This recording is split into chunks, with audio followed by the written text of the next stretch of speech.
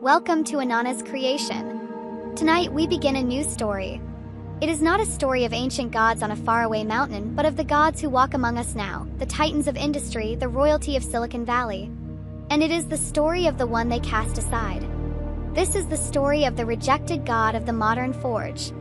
In the glittering world of tech aristocracy, the Sterling family was the peak of Olympus. Their mountain was the Sterling Tower, a monument of glass and steel that pierced the San Francisco skyline, a building from which their patriarch Warren Sterling ruled his digital empire. Warren was a man built of sharp angles and cold calculation. The media called him a visionary. His employees called him the architect. He was a modern Zeus, a king who demanded perfection, whose moods could shift the stock market, and whose displeasure felt like a thunderbolt. His wife, Helen, was the perfect counterpart.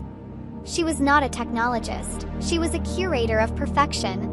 Helen Sterling managed the family's image, their sprawling estates, and their philanthropic galas with the precision of a surgeon. Her beauty was legendary, her smile a carefully constructed shield. She was Hera, the queen, and her primary duty was maintaining the flawless image of the Sterling dynasty. They had it all: wealth beyond imagination, power that shaped the world, and two children who reflected their glory. Their eldest, Aiden, was the golden boy, the Aries of their time, captain of the prep school's polo team, ruthless in negotiation even at 17, and sculpted like the statues his mother collected. Their daughter, Clara, was the Athena, brilliant, strategic, and already fast-tracked for the boardroom. And then there was Cole. Cole was the family's inconvenient truth, the crack in their perfect marble facade. He hadn't been born with the Sterling polish. He was quiet, introspective, and preferred taking things apart to being put on display. The rejection, the fall, did not happen at birth. It happened when Cole was 6 years old. The Sterlings were hosting their annual Apex Gala at their Napa Valley estate. It was a sprawling compound of glass houses and infinity pools, perched on a hill overlooking the vineyards. Warren and Helen were arguing. It was a quiet argument, the kind privileged people have, all hiss and sharp edges rather than shouts. Warren was furious about a leaked prototype. Helen was furious that his tension was ruining the ambience for their guests, who included senators and rival billionaires. Cole, small and unnoticed, had slipped away from his nanny.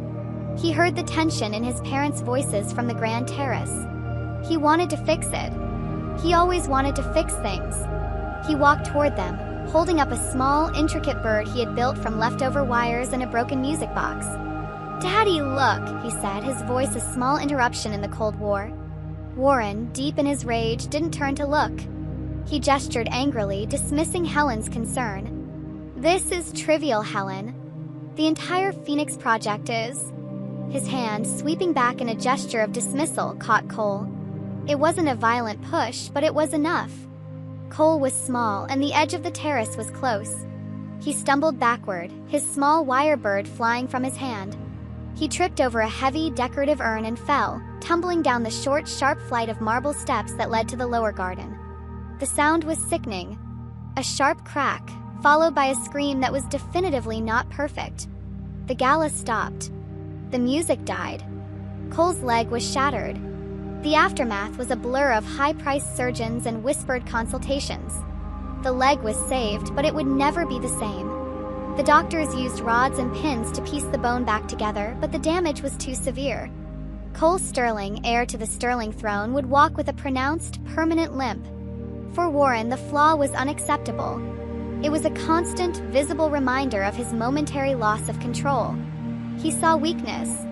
For Helen, the flaw was a social liability. Her perfect family portrait was now unbalanced. The sympathetic glances from her social rivals felt like daggers. She couldn't bear the imperfection. While Cole recovered, hidden away in a remote wing of the estate, his siblings were paraded as the future. Aiden's triumphs and Clara's genius were amplified in the press, creating a blinding light that kept Cole in the shadows. He was the rejected one, the broken piece. When he was 10, a solution was presented. It was framed as an opportunity. A specialized program, Warren had announced one sterile evening, not looking up from his tablet. In Pennsylvania. It's for gifted children who need focused, hands-on environments. Pennsylvania? Cole asked, his voice small. "Your Uncle Gus runs it," Helen added quickly, sipping her mineral water. Your father's brother. You remember. Cole did not remember. Gus was the black sheep, the sterling who had turned his back on the digital world to work with his hands. He ran a foundry, a dirty industrial metalworking shop on the outskirts of Pittsburgh. He was the Hephaestus of a forgotten generation, banished long ago by Warren. This specialized program was a lie. It was an exile. Cole was flown east on a private jet, a suitcase packed by a housekeeper, and a check for his tuition sent to Gus. He landed in the heart of the Rust Belt, a world of brick, smoke, and steel, so far from the clean glass towers of his home. Gus met him at the small airfield. He was a large man, broad-shouldered, with grease under his fingernails and kind, tired eyes. He looked at Cole, at his expensive, useless shoes, and at the pronounced limp as the boy crossed the tarmac. Gus didn't say much. He just grunted, took Cole's bag, and put a heavy, calloused hand on his shoulder. The school was the foundry itself. It was a massive, cavernous warehouse called Sterling Fabrication. It was loud, hot, and smelled of ozone, burnt metal, and sweat. It was everything the Sterling estate was not. It was real. Cole's new home was a small apartment above the shop floor. For the first week, he stayed there, overwhelmed by the noise and the grit. Then, one afternoon, he limped downstairs and into the main foundry. Men in heavy leather aprons and welding masks were working, sparks flying like angry fireflies. In the center of it all was the forge, a massive, propane-fueled furnace glowing with a white-hot heart. Gus was there, hammering a piece of red-hot steel on a massive anvil. The sound was rhythmic, powerful. Cole watched, mesmerized. Gus finished the piece, plunging it into a vat of oil, sending up a plume of thick, acrid smoke. He turned, saw Cole watching, and nodded toward the furnace.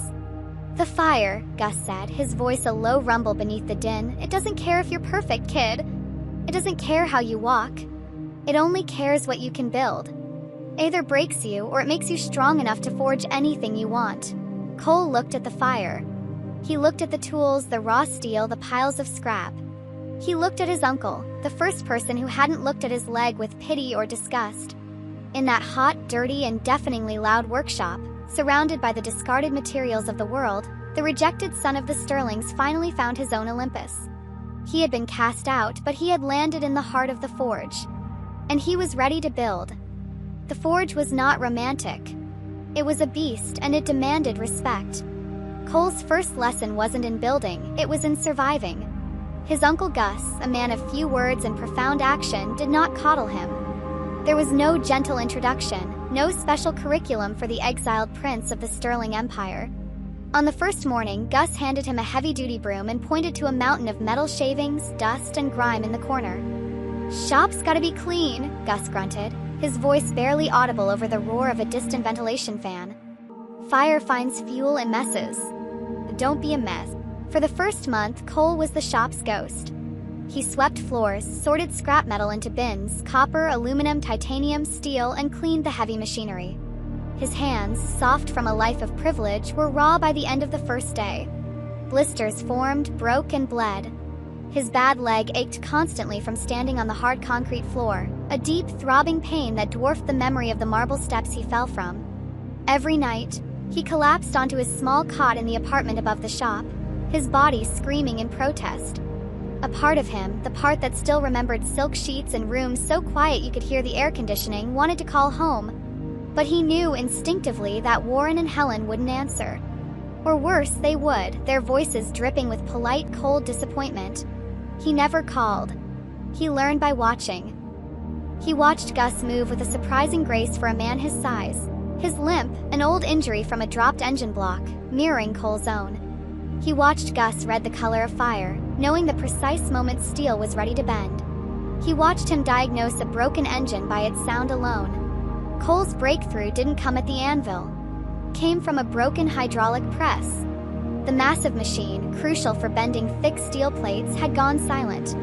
Gus and his two-man crew, a welder named Frank and a machinist named Sal, had been fighting with it for a week.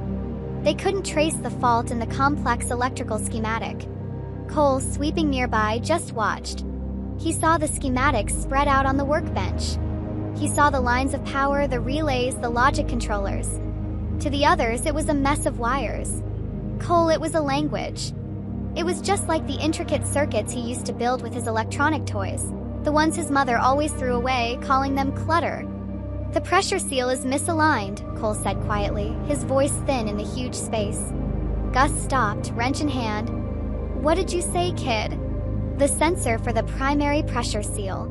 It's not the motor, it's the logic board. The sensor is sending a fail signal so the motor won't engage. It thinks it's already broken." He pointed to a small, insignificant-looking chip on the schematic. "Right there. It's a feedback loop." Gus, Frank, and Sal stared at the 10-year-old boy. Gus lowered the schematic and looked at Cole. He didn't smile. He just nodded once. "Show me." Cole, using his small, nimble fingers and an innate understanding of mechanics he never knew he possessed, bypassed the faulty sensor and realigned the physical seal. He reconnected the panel. "Try it now, Gus," Cole said. Gus hit the power button. The machine whirred to life, hissed, and then the press slammed down with perfect controlled force. Frank let out a low whistle. Sal just shook his head. Gus looked from the machine to the boy. "Tomorrow," he said, "you learn to weld." The years melted together in the heat of the forge. 12 became 15. 15 became 18. Cole grew taller, and the soft, privileged body he arrived with was reshaped by the work. He was lean, but his shoulders and arms were thick with the dense, powerful muscle of a smith. His limp was still there. It would always be there. But in the forge, it didn't matter. He learned to brace himself against the anvil, using his stronger leg for balance. His flaw became his anchor, grounded him. He was a natural. The fire and metal spoke to him in a way people never had. He learned to weld. His seams so clean they looked like they were part of the original metal. He learned metallurgy, understanding not just how to shape the steel but why it behaved the way it did. He devoured Gus's old engineering textbooks at night, but he didn't stop there. He taught himself to code. He salvaged old computer parts and built a powerful workstation. He merged the ancient craft of blacksmithing with the digital precision his father championed. He would design complex parts in a 3D modeling program, then use the shop's CNC plasma cutter to slice them from raw steel with millimeter accuracy. He was a hybrid, the old-world craftsman and the new-world innovator. He was everything Warren Sterling claimed to be, but Cole was real. Contact from the tower was rare and always cold. On his 16th birthday, a sterile white envelope arrived from his mother's personal assistant. Inside was a card, beautiful and empty, with a pre-printed signature. "Warren, and I hope your project is going well. Do try to stay clean." Inside was a reloadable credit card with a staggering limit. Cole looked at the black piece of plastic. He walked to the forge, fired up the plasma cutter, and placed the card on the steel grate. He programmed a simple X and watched as the superheated plasma arc vaporized the plastic in a bright, angry flash.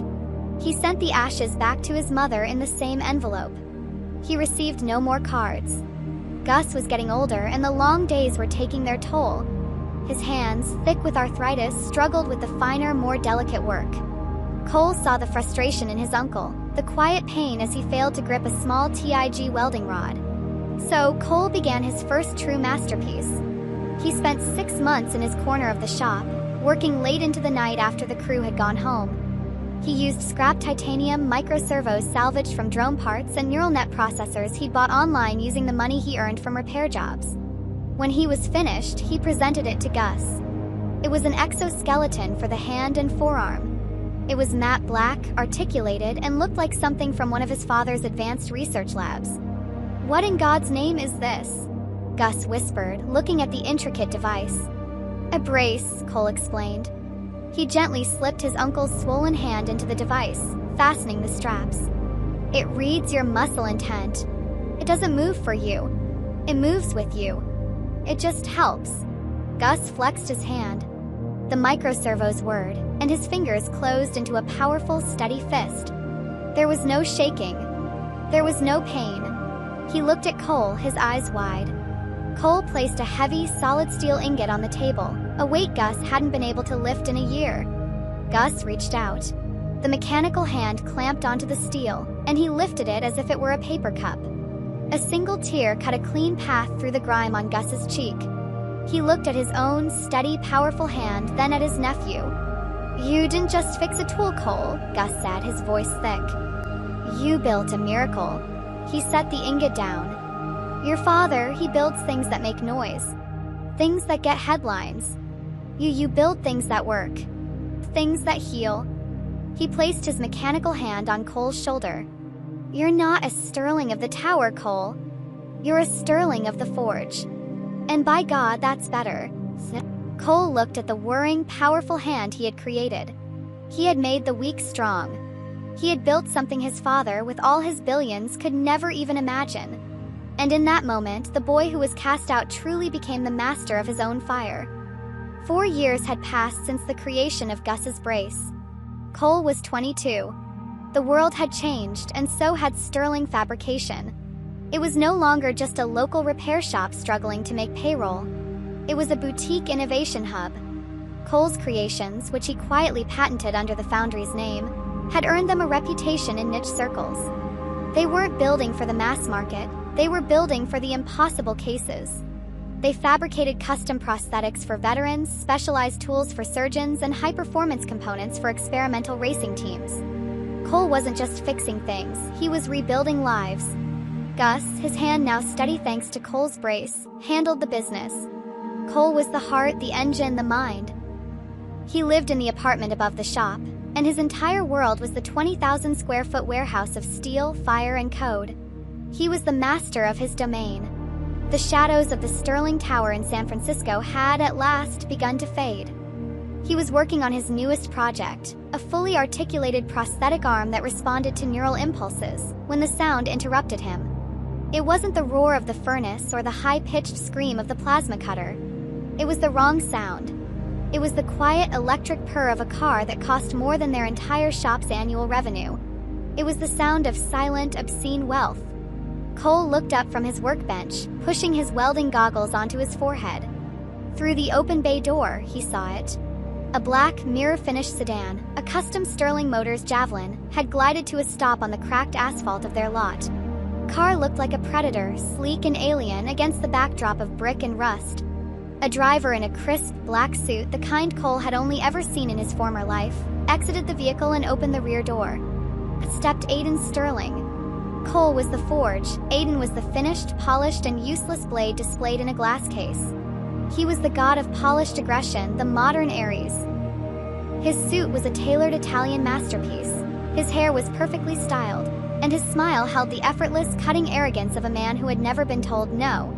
He looked at the shop, at the sparks, the grime, and the stacks of raw material, with a disgust he didn't bother to hide. "Cole," Aiden said. His voice was flat, as if addressing a servant who had wandered off. He didn't move from the clean patch of pavement near his car. "You've made a mess of yourself." Cole slowly wiped his grease-stained hands on an already filthy rag. He didn't walk toward his brother. He let the silence stretch, forcing Aiden to come to him. Aiden's jaw tightened. He hated being ignored. He strode into the workshop, his expensive leather shoes scuffing on the dusty floor. He stopped a few feet from Cole's workbench. "Did you hear me?" I said, "Hello." "I heard you, Aiden," Cole said, his voice a low rumble changed by the smoke and metal dust of the past 12 years. "You were a long way from home. Lost." "Don't be stupid," Aiden snapped. "Father needs you. The company is in trouble." Cole almost laughed. Came out as a dry, rusty cough. "Sterling Tower is in trouble? The Great War in Sterling? What happened? Did the stock market finally realize he's just a man?" Aiden's face darkened. "This isn't a joke. It's Mark Cronin." Cole recognized the name. Cronin Industries. Warren Sterling's only true rival. A titan of the old guard who had built an empire on hardware and logistics, not the software and image Warren specialized in. "Cronin's poaching our top engineers," Aiden spat, his voice tight with fury. "And he just beat us on the Aegis defense contract. It's the biggest government project in half a century, and he underbid us and overpromised on the tech."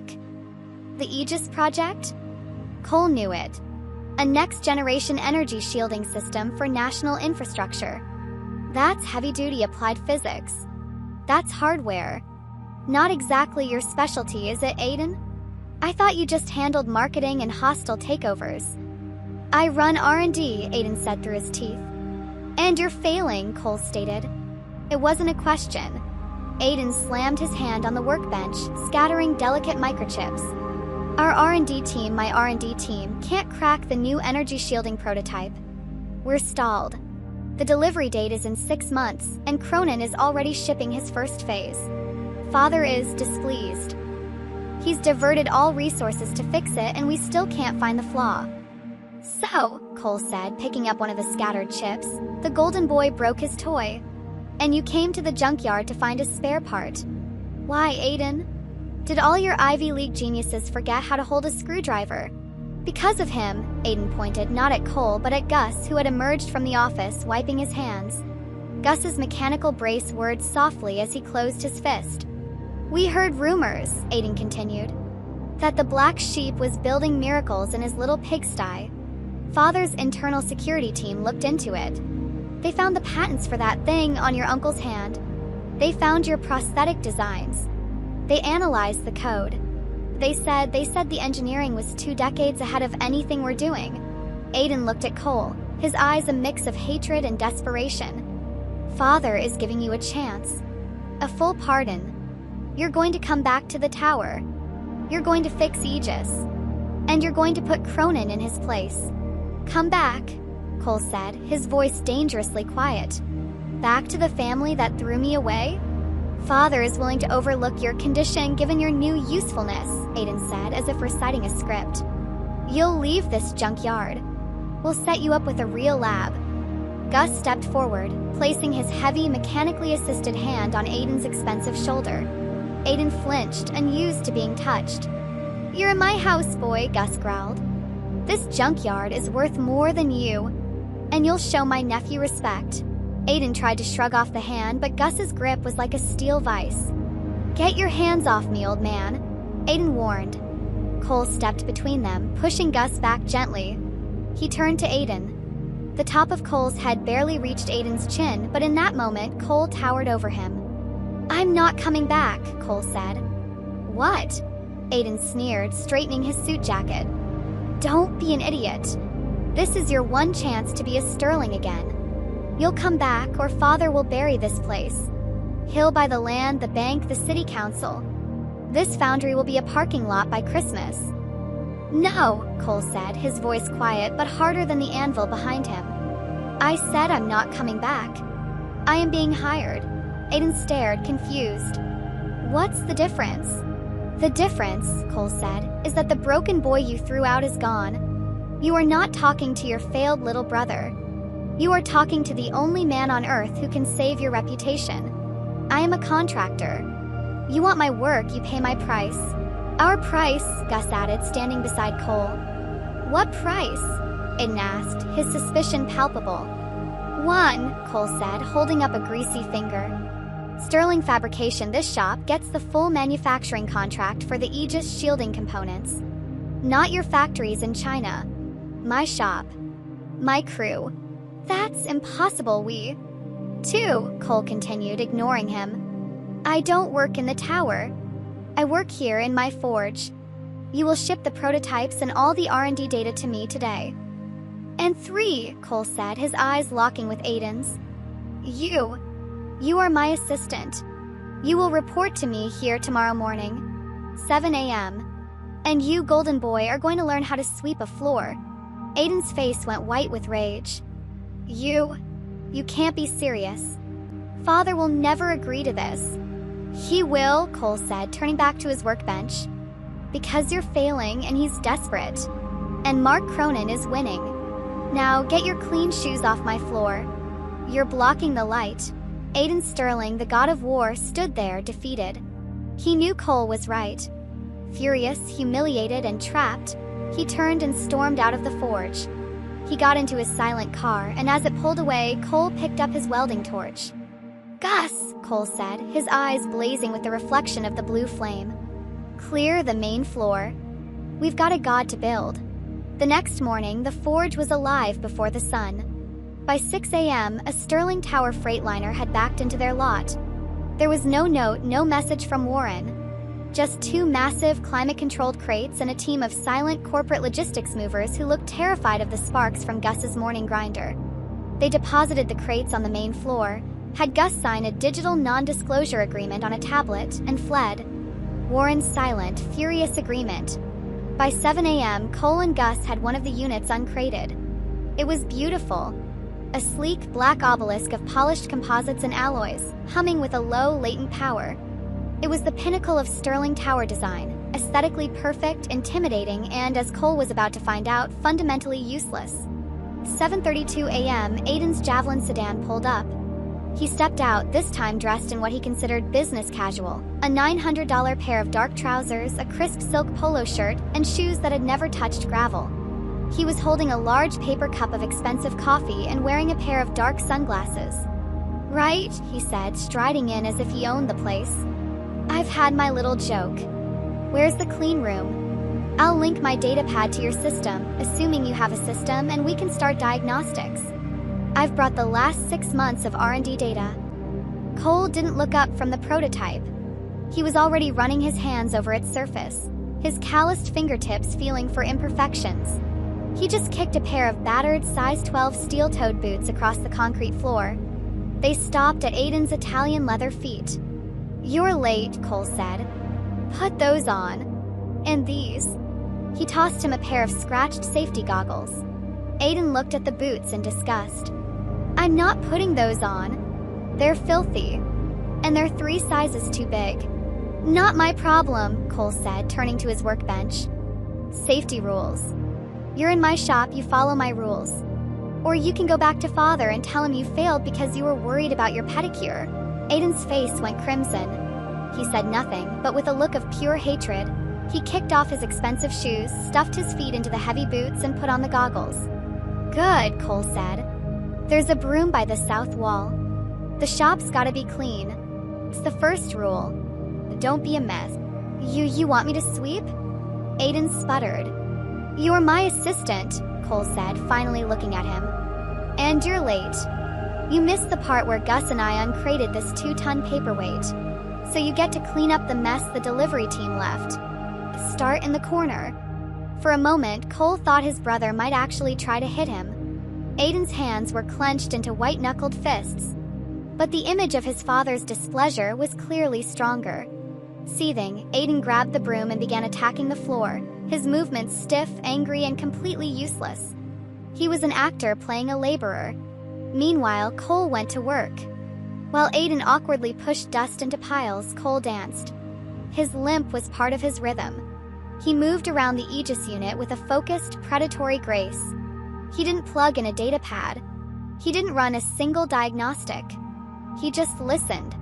He placed his ear against the humming composite, his eyes closed. He ran his bare hands over the cold metal, feeling the micro vibrations. "It's a heat sink issue," Cole said aloud to himself. "Impossible," Aiden scoffed from across the room, leaning on the broom. "My team, a team of 50 PhDs from Stanford and MIT, ran every thermal simulation imaginable. Cooling system is revolutionary. It's pulling heat at 99.8% efficiency." "Your team is stupid," Cole said, not unkindly. "They're textbook smart. They're not Forge smart. Your simulations were wrong. They were based on 6 months of data." "They were based on a flaw then," Cole said. He walked over to his main console and pulled up the R&D files Aiden had brought. He scrolled through thousands of pages of data, his eyes moving impossibly fast. He wasn't reading the words, he was looking for the pattern. "Here," he said, pointing to a single graph. "You're cooling it. But you're not grounding it. You're treating the energy like a prisoner trying to contain it. But the energy doesn't want to be contained. It needs somewhere to go." He turned back to the prototype. "You designed this to be perfect. You designed it in a sterile, cold, clean room. You forgot about fire. You forgot about the real, chaotic world. This thing isn't just inefficient, it's dangerous. You're not building a shield. You're building a bomb.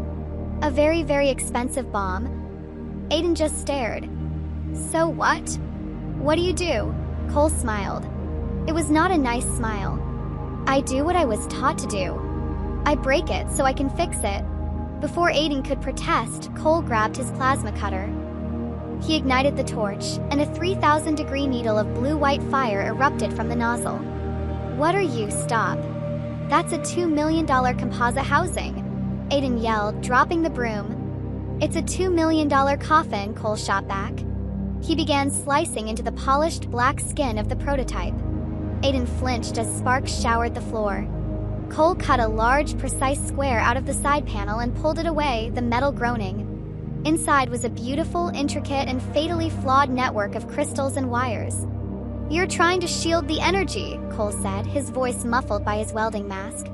"But this much power, you can't shield it. You have to redirect it. You have to give it a path. You're trying to build a dam, but you forgot to build a river." He went to his scrap pile and pulled out a heavy, dull gray sheet of tungsten-infused titanium. He began cutting it. "Assistant," he barked. Aiden, pale and sweating, jumped. "Get over here. Hold this. Right here. And press exactly where I tell you to press." Aiden, his suit pants now covered in grime, stumbled over. What is that?" "It's a pathway. A release," Cole said. "Now hold it. And don't move." He put on his main welding helmet. Aiden, in his flimsy goggles, was forced to brace the metal sheet. The heat from the nearby forge washed over him, a physical weight. Sweat began to stain the silk of his shirt, plastering it to his back.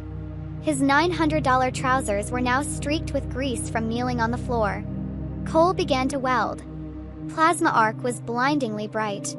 The sound was a deafening roar.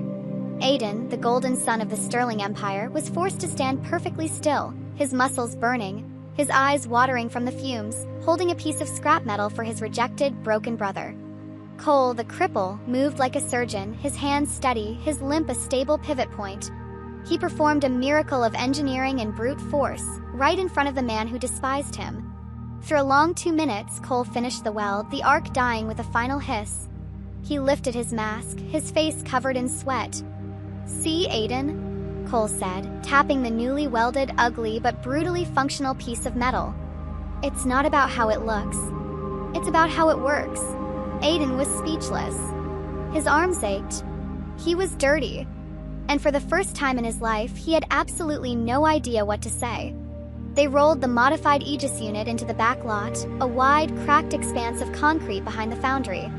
Cole had Gus tow their largest mobile generator, a salvaged, supercharged diesel engine he'd rebuilt himself, and hook it directly to the prototype. Aiden, who had reluctantly followed, looked pale. He was holding his Sterling brand data tablet, his link to the tower. "You're insane," Aiden said, his voice thin. "You're going to test it here? In the open? My team's projections show that if you bypass the primary safety relays like you did, that patch of yours will liquefy, the containment field will collapse, and the entire unit will explode. It'll take out this whole city block." "Then stand back," Cole said, flipping his heavy welding mask down, not to weld, but to protect his eyes. He motioned for Gus to do the same. "And your team's projections are garbage. They were projecting failure based on their own flawed design." "Cole," Gus said, his voice serious from behind his own mask. "He might be right about this. This is a hell of a risk." "It's not a risk, Gus. It's just physics," Cole said. "And the physics are on our side." Aiden retreated to what he clearly felt was a safe distance, standing half-hidden behind a stack of steel I-beams, his tablet held up, recording.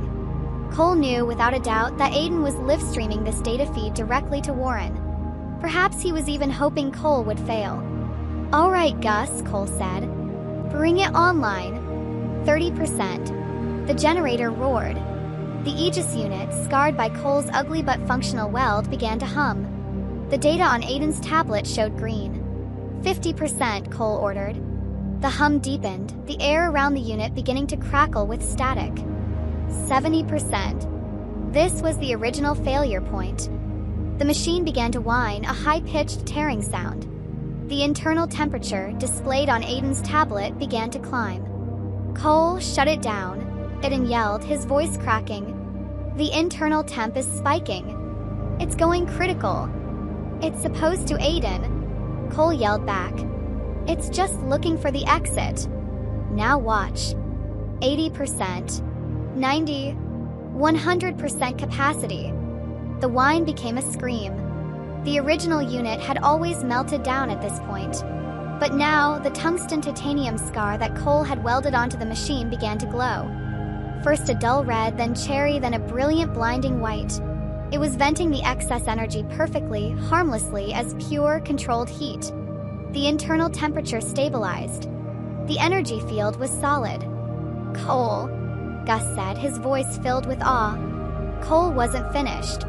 He walked over to the generator, his limp a steady beat on the concrete. He looked at Aiden. "You wanted a machine that could win a contract. I built you a machine that can win a war."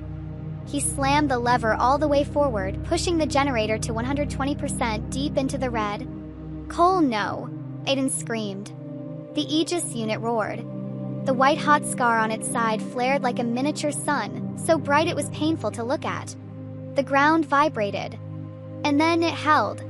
The sound evened out. The energy field was stable, projected 10 feet in front of the unit, shimmering like a heat haze. The data on Aiden's tablet, which had been flashing red critical overload, suddenly turned solid green. Stable. All systems nominal. Cole powered it down. The generator wound down. The glowing scar faded back to gray. The forge was suddenly profoundly silent. Aiden slowly lowered his tablet. He walked out from behind the I-beams, his legs visibly shaking. He looked at the machine. He looked at the glowing hot, ugly weld. And he looked at his brother, who was just pulling his mask off. "You fixed it," Aiden whispered, horrified. "In 6 hours. My team of 56 months, and they couldn't." "Your team was afraid of fire," Cole said, wiping sweat from his face. "They wanted it clean. They wanted it perfect. But power isn't perfect, Aiden. It's hot and it's messy. You can't trap it. You have to give it a way out." He jerked his chin toward Aiden's tablet. "Now call him." Call who?" "You know who," Cole said, already walking back toward the shop. "Call Father. Tell him his problem is solved. Tell him the broken one fixed it. And tell him my price just went up." Aiden stood frozen in the lot for another minute. Then, like a man walking to his own execution, he tapped his tablet. "Father." "Yes, sir. I'm looking at it now. It's stable. The redirect is holding at 120% capacity." "Yes, he did it." "Yes, sir. I understand." "Yes, I'm still here." "No, he refuses to come back to the tower. He's insistent on his terms." "Yes, sir." Aiden hung up. He looked at Cole, who was already discussing the manufacturing process with Gus. Warren had agreed. Cole, the outcast, was now in charge of the most important project in Sterling Tower history. And Aiden, the Golden Son, was his prisoner. Cole dismissed him with a wave. "Go home, Aiden. You're leaking privilege all over my shop. Be here tomorrow. 7 a.m. We have to build 200 of these." Defeated, Aiden retreated to the silent, air-conditioned sanctuary of his javelin. He was trapped. He sank into the leather seat, his hands trembling. He scrolled through his contacts, past father and mother, to the one person who represented the world he should be in. He pressed the name, Vanessa Price. The screen lit up with a professional photo of a woman so beautiful it seemed artificial, her smile engineered for maximum impact. Call connected, and her voice, like silk and champagne, filled the car. "Aiden, darling, are you finally done playing in that disgusting, rusty part of the country?" It worked, Vanessa," Aiden stammered, trying to regain his composure. "The project? It's fixed." "Who cares if it worked?" Her voice was sharp, annoyed. "I'm at the museum gala and everyone is asking where you are. Mark Cronin's sons are here, and they look very successful tonight. You promised you'd be my date." I can't. I'm stuck here. My father insists." There was a cold sigh on the other end of the line. "Ugh, Warren. Don't be boring, Aiden. I don't care about your father's little tech problems, and I certainly don't care about your brother. Fix it. Fix your family drama and get back here. I don't like to be kept waiting." The line went dead. Aiden slammed his fist against the dashboard. He was trapped. Trapped by his father's demands, trapped by the impossible genius of his broken brother, and now trapped by the expectations of the woman he was supposed to impress. The forge had chained him down. It had been a week of glorious, chaotic, and deafeningly loud work. Sterling fabrication had transformed. The small-time shop was now the beating heart of the Sterling Empire's most critical project. Raw tungsten, titanium, and advanced composites, all paid for by Warren Sterling, arrived by the truckload. The silent, terrified corporate logistics teams were now a daily sight. Gus, his face alight with a purpose he hadn't felt in years, had hired 6 new welders and 2 new machinists, all of them veterans of the Rust Belt, all of them looking at Cole with a sort of baffled reverence. And Aiden was a ghost in the machine. True to his word, Cole had made him an assistant. But not an executive assistant. Cole had tasked him with inventory. Aiden Sterling, the man who was supposed to run R&D, was spending 10 hours a day in steel-toed boots, counting titanium rods and cross-referencing serial numbers on microchips. He was a god of war reduced to counting screws. He was miserable. He was humiliated. And for the first time in his life, he was silent. Cole was in his element. He had taken his ugly, functional prototype and was refining it, redesigning the scar to be an elegant, integrated part of the machine. He was making it strong, but he was also making it reproducible. He was building. He was so focused, he didn't hear the car. Purr of the engine was different this time. It wasn't Aiden's angry javelin. This was a low, confident thrum. A white convertible sports car, so clean it looked like it was carved from porcelain, glided to a stop next to Aiden's sedan. The woman who stepped out was Vanessa Price.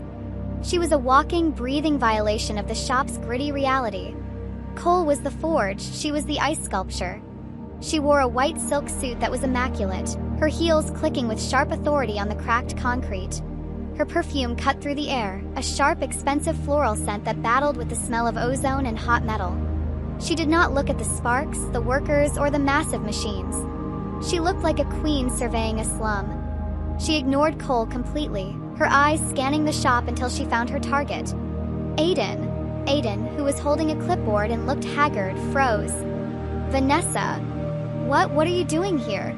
She strode toward him, her face a mask of controlled disgust. What am I doing here? I'm fixing your mess. What are you doing? You look agricultural. I'm working, Vanessa, he stammered, embarrassed to be seen like this. No, she said, her voice dripping ice. You're hiding. And you're creating a PR nightmare. She finally turned, her cold, analytical gaze landing on Cole for the first time. So, you're the mystery engineer, she said.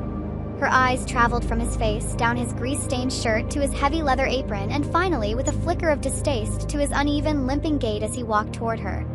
I'm Cole. I know who you are, she snapped. I'm Vanessa Price. I handle brand strategy and public relations for Sterling Tower. And as of this morning, I also handle you. Cole just stared, unimpressed. Vanessa sighed, as if explaining a complex concept to a child. Helen sent me. Your mother. Press is sniffing. Forbes and Wired are both running stories about the Aegis project. The official story is that Aiden's team had a breakthrough. The rumor, she said, glaring at Aiden, is that Sterling R&D fumbled the contract and that Warren had to hire an unknown outside contractor to save it. This is a crisis, Aiden. Your father built an empire on the image of flawless innovation. This mess makes him look weak. It makes you look weak. So, Cole said. Sounds like a you problem. I'm busy. Vanessa's smile was thin and dangerous. It's an us problem now, Cole. Helen and Warren have decided. We can't hide you. The story is too big. So we're going to spin it. We're going to lean in. Spin it, Gus asked, stepping out of the office. Yes, Vanessa said, turning her high-wattage smile on him. He's not an outside contractor. He's the prodigal son, the secret genius, the reclusive Sterling heir who trained in the heartland of American industry and who has now returned to the fold to save the family company. It's a great story. It's human. It's marketable. She turned back to Cole. But this... She waved a perfectly manicured hand at the entire foundry. This is not... This is dirty. It's not aspirational. I'm here to package you. Package me, Cole repeated, his voice flat. We're holding a press conference. San Francisco. Sterling Tower. In 3 days. You will be there. You will be fitted for a suit this afternoon. A stylist will be here in an hour to deal with your hair. And I, she said, tapping her tablet, will be writing your script. A few simple words about family, innovation, and coming home. You will stand next to your father and brother, you will smile, you will look grateful, and you will legitimize the narrative. There was a long silence, broken only by the hiss of a cooling weld. Cole slowly turned off his TIG welder, the blue light dying. He lifted his helmet, his face slick with sweat. A script, he said. That's right. No. Vanessa blinked. I beg your pardon. I said no, Cole said. I don't use scripts. And I don't wear suits. I wear this. He tapped his heavy, scorched leather apron. This is my uniform. This forge is my office. I'm not a brand, Miss Price. I'm a builder. I am fixing your problem. Do not create a new one. Vanessa actually laughed, a short, sharp, incredulous sound. You think you have a choice? You think you're in charge here? She stepped closer, invading his space. He smelled her perfume, she smelled his sweat. You are a child playing with fire. I am the one who directs the fire. You are, as of this moment, a sterling asset. And I manage the assets. You will be at that press conference and you will say what I tell you to say. Or I will personally tell your father that his new genius is uncooperative and Warren does not like uncooperative assets. Cole looked at her, his eyes as hot and steady as the forge itself. He was not intimidated by her beauty, her money, or her threats. She was just another clean room, all surface, no substance. Then you tell him, Cole said quietly. Tell Warren I'm busy. I'm building his shields. He wants to stop production so I can play dress-up for his cameras, that's his choice.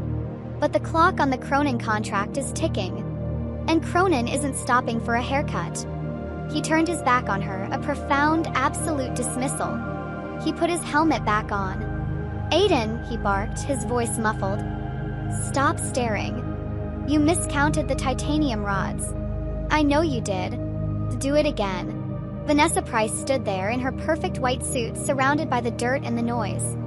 She had just met the first man in her life who was completely, utterly immune to her. She was the queen of image and he was the god of substance. And she was furious. Vanessa Price did not storm out. She retreated. It was a strategic, composed withdrawal. But her knuckles were white on the steering wheel of her porcelain-white convertible, and a tiny muscle in her jaw pulsed. She had never, in her entire professional career, been so completely and totally dismissed. The second the soundproof door was shut, sealing her in her clean, quiet, leather-scented cocoon, she tapped the secure console. Call Helen Sterling. Call connected to a secure, video-less line. Helen, Vanessa said, her voice dropping the silk and replacing it with pure steel. He's impossible. He's feral. He refused. He's proud of this filth. He's not just uncooperative. He is an active brand liability. He humiliated Aiden in front of his new employees, and he completely dismissed me. From the other end, Helen Sterling's voice was like a frozen lake. So, you failed, Vanessa. It wasn't a question. You told me you could manage any asset. You told me your beauty and your influence were universal tools.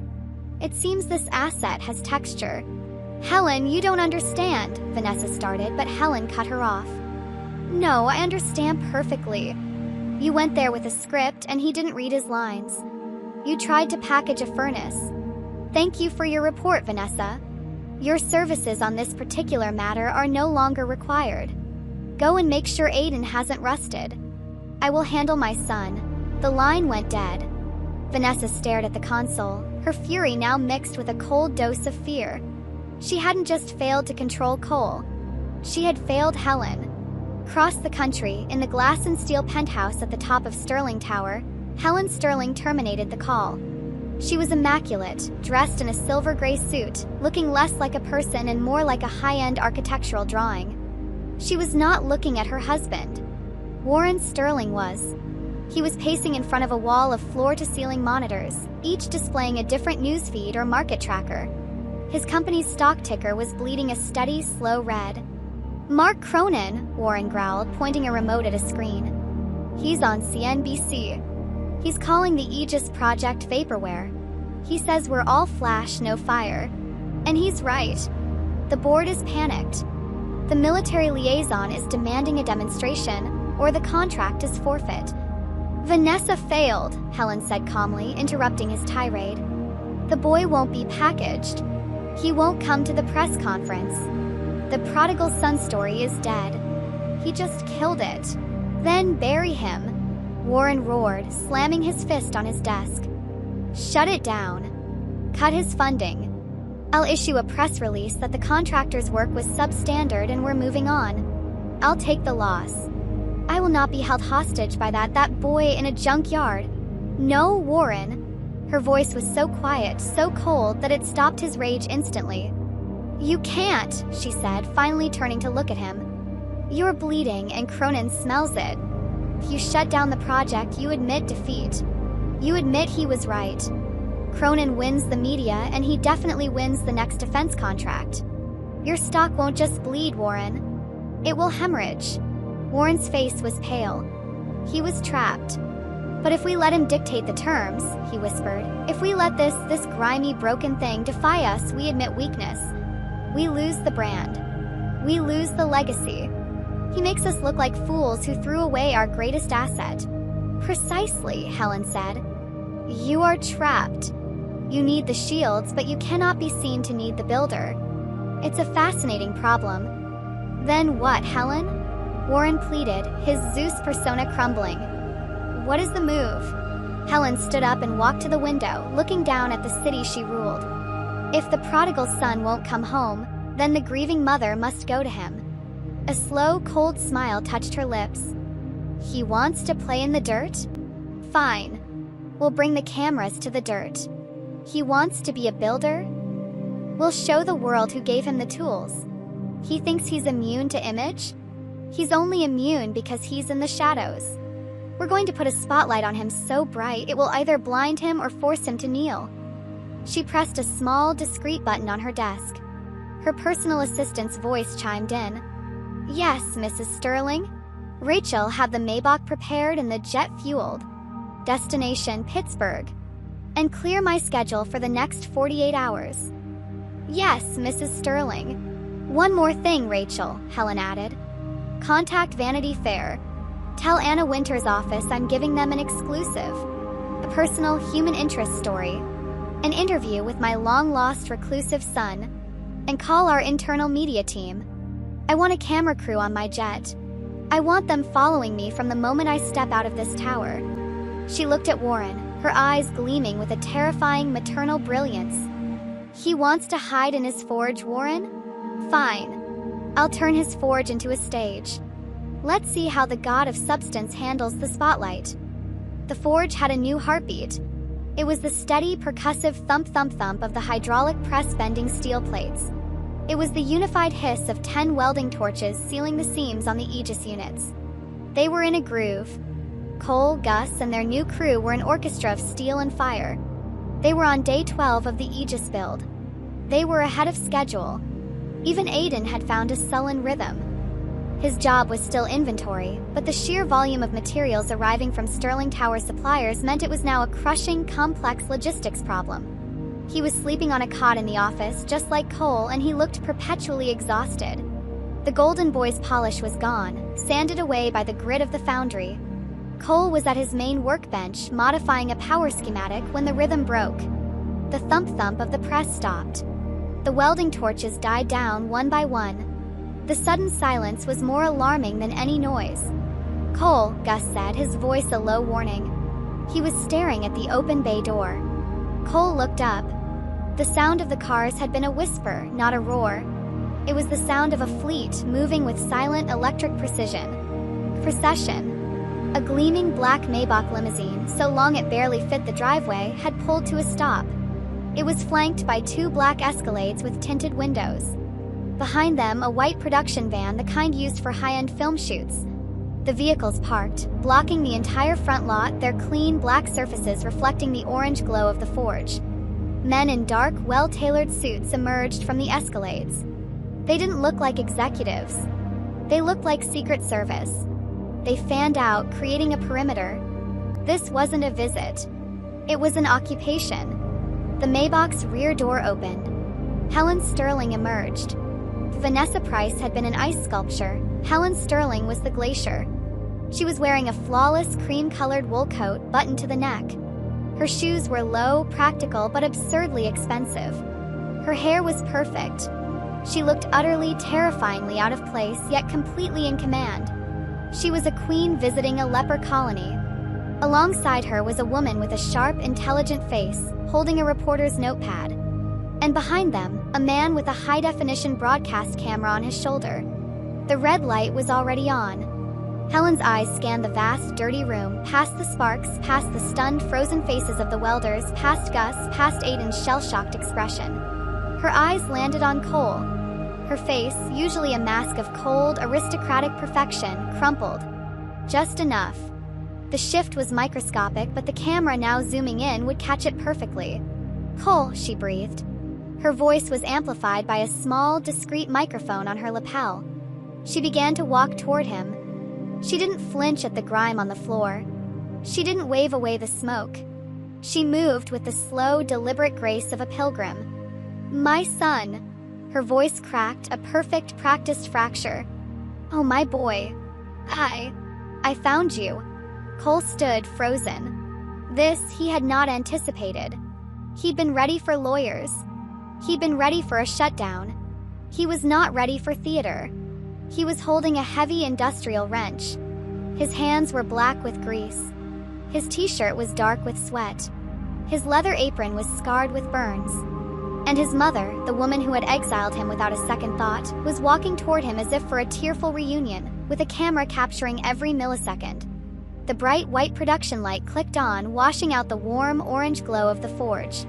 It was a harsh, clinical light. Made the dirt look like evidence. Made Cole look like a suspect.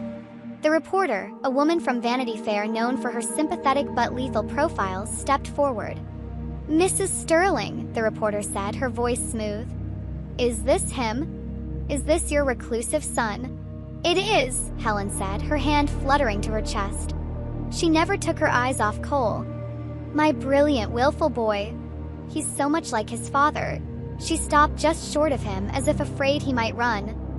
"He never wanted the boardroom," Helen narrated, speaking to the camera, but at Cole. "He just wanted to build. To create. I didn't understand. I thought he was rejecting us. I thought he was angry." She took a small, trembling breath. We had a disagreement years ago. A mother and a son. I was so afraid for him, and I let him go. I let him find his own path. I've regretted that day every day for 12 years. It was a masterpiece.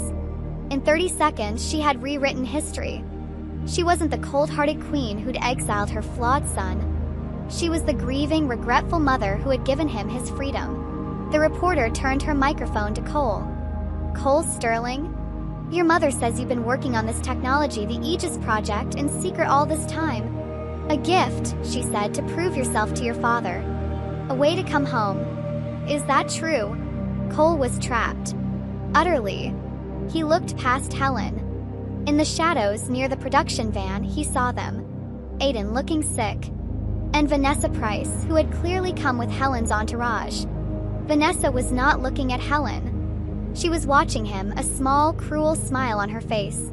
She was watching the god of substance be dismantled by the queen of image. This was her revenge.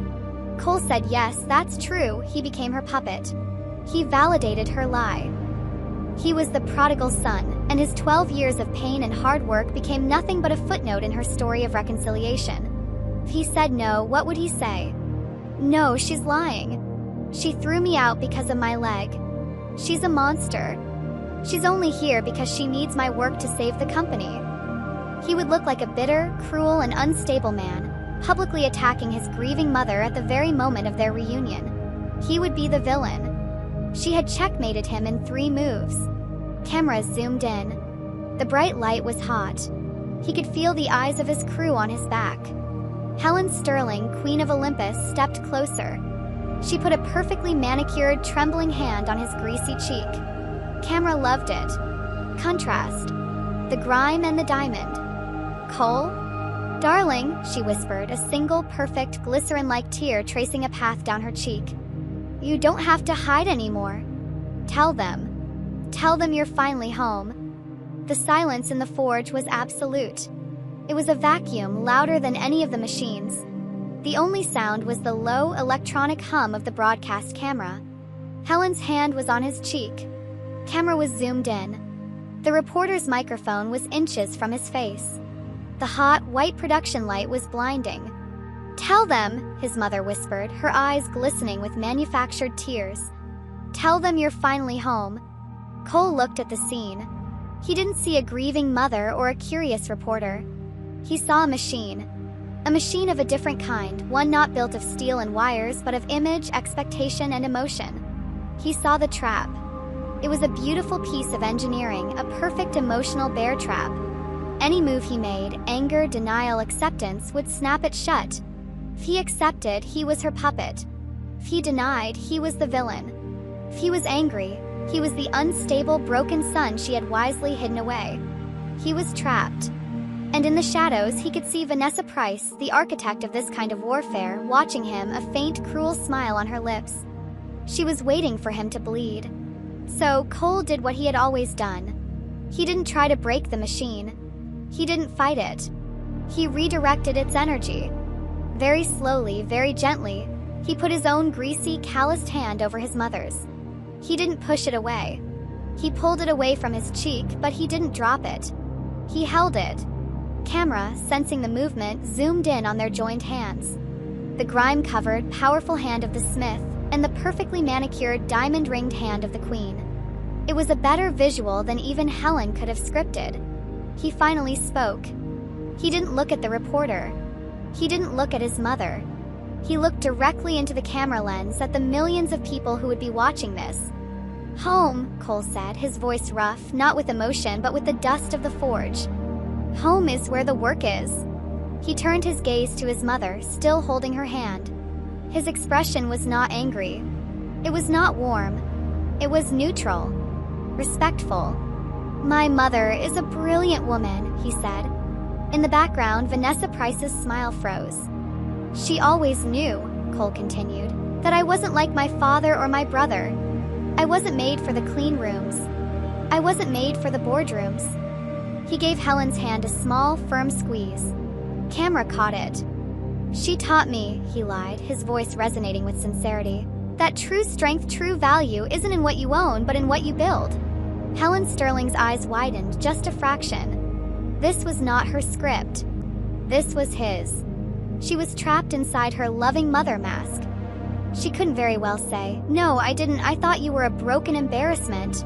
She was forced to smile, her eyes glistening, and nod. Cole finally turned to the reporter, who was staring, dumbfounded. "This isn't a gift to come home," he said, answering her question at last. "This is a job. My family's company, the company that bears my name and the name of my uncle, Gus." He gestured with his free hand toward Gus, who was standing by the office door. Gus, looking stunned, just nodded once. Cole had just, on camera, legitimized his side of the family. "My family's company was in trouble," Cole finished. "The Aegis project is the work. And the work is all that matters. We, my entire family, are just focused on getting it done. For the company." He had done it. He hadn't called Helen a liar, but he had refused her prodigal son narrative. He had recast the entire drama. It wasn't a tearful reunion. It was a business solution. He had created a new, unassailable story, the unified family focused on work. Vanessa Price, in the background, looked pale. He had just stolen the narrative from Helen while holding her hand. Cole gently, respectfully, released his mother's hand and stepped back, breaking the intimate frame. "Now, if you'll excuse me," he said, his voice now crisp, all business. "And if you'll excuse my assistant." He looked pointedly across the shop at Aiden, who flinched at the title. "We have a hard deadline to meet for Sterling Tower. The work doesn't wait." And with that, the god of the forge turned his back. He turned his back on the cameras, on the reporter, on the suits, and on his mother. He picked up his heavy wrench, his limp a steady, rhythmic, powerful beat on the concrete. He walked back to the Aegis unit, leaving Helen Sterling standing in the middle of his forge on her stage with the bright, hot spotlight shining on her and nothing left to say. Cole's back was a statement. He didn't look back. He just picked up his wrench and stared at the schematic for the Aegis unit, the bright production lights still hot on his shoulders. The reporter, stunned into silence for a long moment, finally turned her microphone back to the only person still playing the game. Helen Sterling, the queen, did not falter. She was a master. She smiled, a warm, maternal, and completely false smile that didn't touch her ice-cold eyes. She placed a hand on the reporter's arm. "You see," she said, her voice rich with pride. "So dedicated. He gets that fire from his father. He's right. The work always comes first. It's the Sterling way." She had, in one sentence, reabsorbed his narrative into her own. She had taken his act of defiance and reframed it as learned behavior. "This has been so enlightening, Mary," Helen said to the reporter, using her first name. "Thank you for coming all this way to see the real magic happen. But I'm afraid my son is quite right. We must let them work." She had gracefully and firmly ended the interview on her terms. The bright light clicked off. The spell was broken. The forge, which had felt like a stage, was suddenly just a dirty workshop again. The retreat was fast. The media team packed up their equipment, their faces professional and unreadable. Helen didn't say another word to Cole. She just left. She glided out of the forge, a queen departing a territory she had successfully mapped. But as she passed Aiden, who was still standing by the inventory shelves, she paused. "You'll stay, Aiden," she said, her voice no longer the warm, grieving mother. It was the flat, cold command of a CEO. "You will assist your brother. See that he has everything he needs." It was a command, and it was a punishment. Aiden's face was white. He had just been publicly and now privately neutered. Vanessa Price was the last to leave. She hadn't come with the media crew, she had come with Helen. She too paused by the bay door, her white suit still impossibly clean. She looked at Cole, who had finally turned, watching them go. Their eyes locked across the 30 feet of concrete. Her look wasn't disgust anymore. It wasn't even anger. It was appraisal. It was the look of a master strategist who had just watched an amateur give her a lesson. It was cold, but it was also sharp with a new, dangerous, and undeniable interest. She was looking at power. And then she was gone. The motorcade whispered away. The forge was silent. Gus, Cole, Aiden, and the entire crew just stood there, the smell of ozone and Helen's expensive perfume hanging in the air. Frank, one of the new welders, let out a long, low whistle. "Holy hell, boss," he said, looking at Cole. Gus was the first to move. He walked over to Cole, a strange, proud grin on his face. "Holy hell, kid," he echoed. "You told her she taught you that?" "That's the best line of pure, unadulterated crap I've ever heard in my life." "It's what the camera needed to hear, Gus," Cole said, finally letting out a breath. He felt exhausted. "You're a Sterling, all right," Gus said, clapping him on the shoulder, his mechanical brace whirring softly. "You just build your traps out of different materials." "He's still a cripple," Aiden spat, his voice venomous. He threw his clipboard against the wall, the plastic shattering. "And you're all fools if you think she's just going to let this happen. He didn't win anything. He just signed his own death warrant." Before Cole or Gus could respond, the red phone in the office rang. It was the secure line, the one that went straight to the tower. Cole looked at Aiden, then walked into the office and shut the door. He picked up the receiver. "This is Cole." There was silence on the other end, just the faint digital hiss of an encrypted line. Then Warren Sterling's voice. It wasn't the roar of Zeus. It was quiet. Cold. "That was a masterful performance, Cole." Cole waited. "You handled your mother," Warren continued, a note of grim disbelief in his voice. "Not many people can do that. You also handled me. You've created a narrative. The unified family. Acceptable. My stock is already stabilizing in after-hours trading." "Well done." "I was just telling the truth," Cole said. The work comes first. Don't, Warren snapped. Don't play your little word games with me. I'm not your mother and I'm not a camera. You won. You boxed us in. Congratulations. There was another pause. Cole heard Warren take a drink of something. But your little TV show, Warren's voice hardened, just wrote a check that your body has to cash. The military liaison, General Mason, saw the footage your mother's team was live feeding to the board. He's intrigued. Intrigued by the prodigal genius and his revolutionary new toy. What does that mean? Cole asked. It means they're moving up the demonstration. They're not waiting for 200 units. They want a live fire test. 2 weeks. At the Sterling Proving Grounds in Nevada. Cole felt his stomach tighten. Proving grounds. That was their territory. A high desert wasteland of bunkers and advanced weaponry. You're not just a contractor anymore, Cole, Warren said, his voice dropping to a final deadly tone. Thanks to your little performance, you're the face of the project. You will be there. You will present it. And it will work. You wanted the work, Cole? You just got all of it. I'll need full access to your original R&D data. All of it. Not just the scraps Aiden brought, Cole said, his mind already racing. You'll have it, Warren said. But understand me. You're not in your junkyard anymore. You're playing my game now.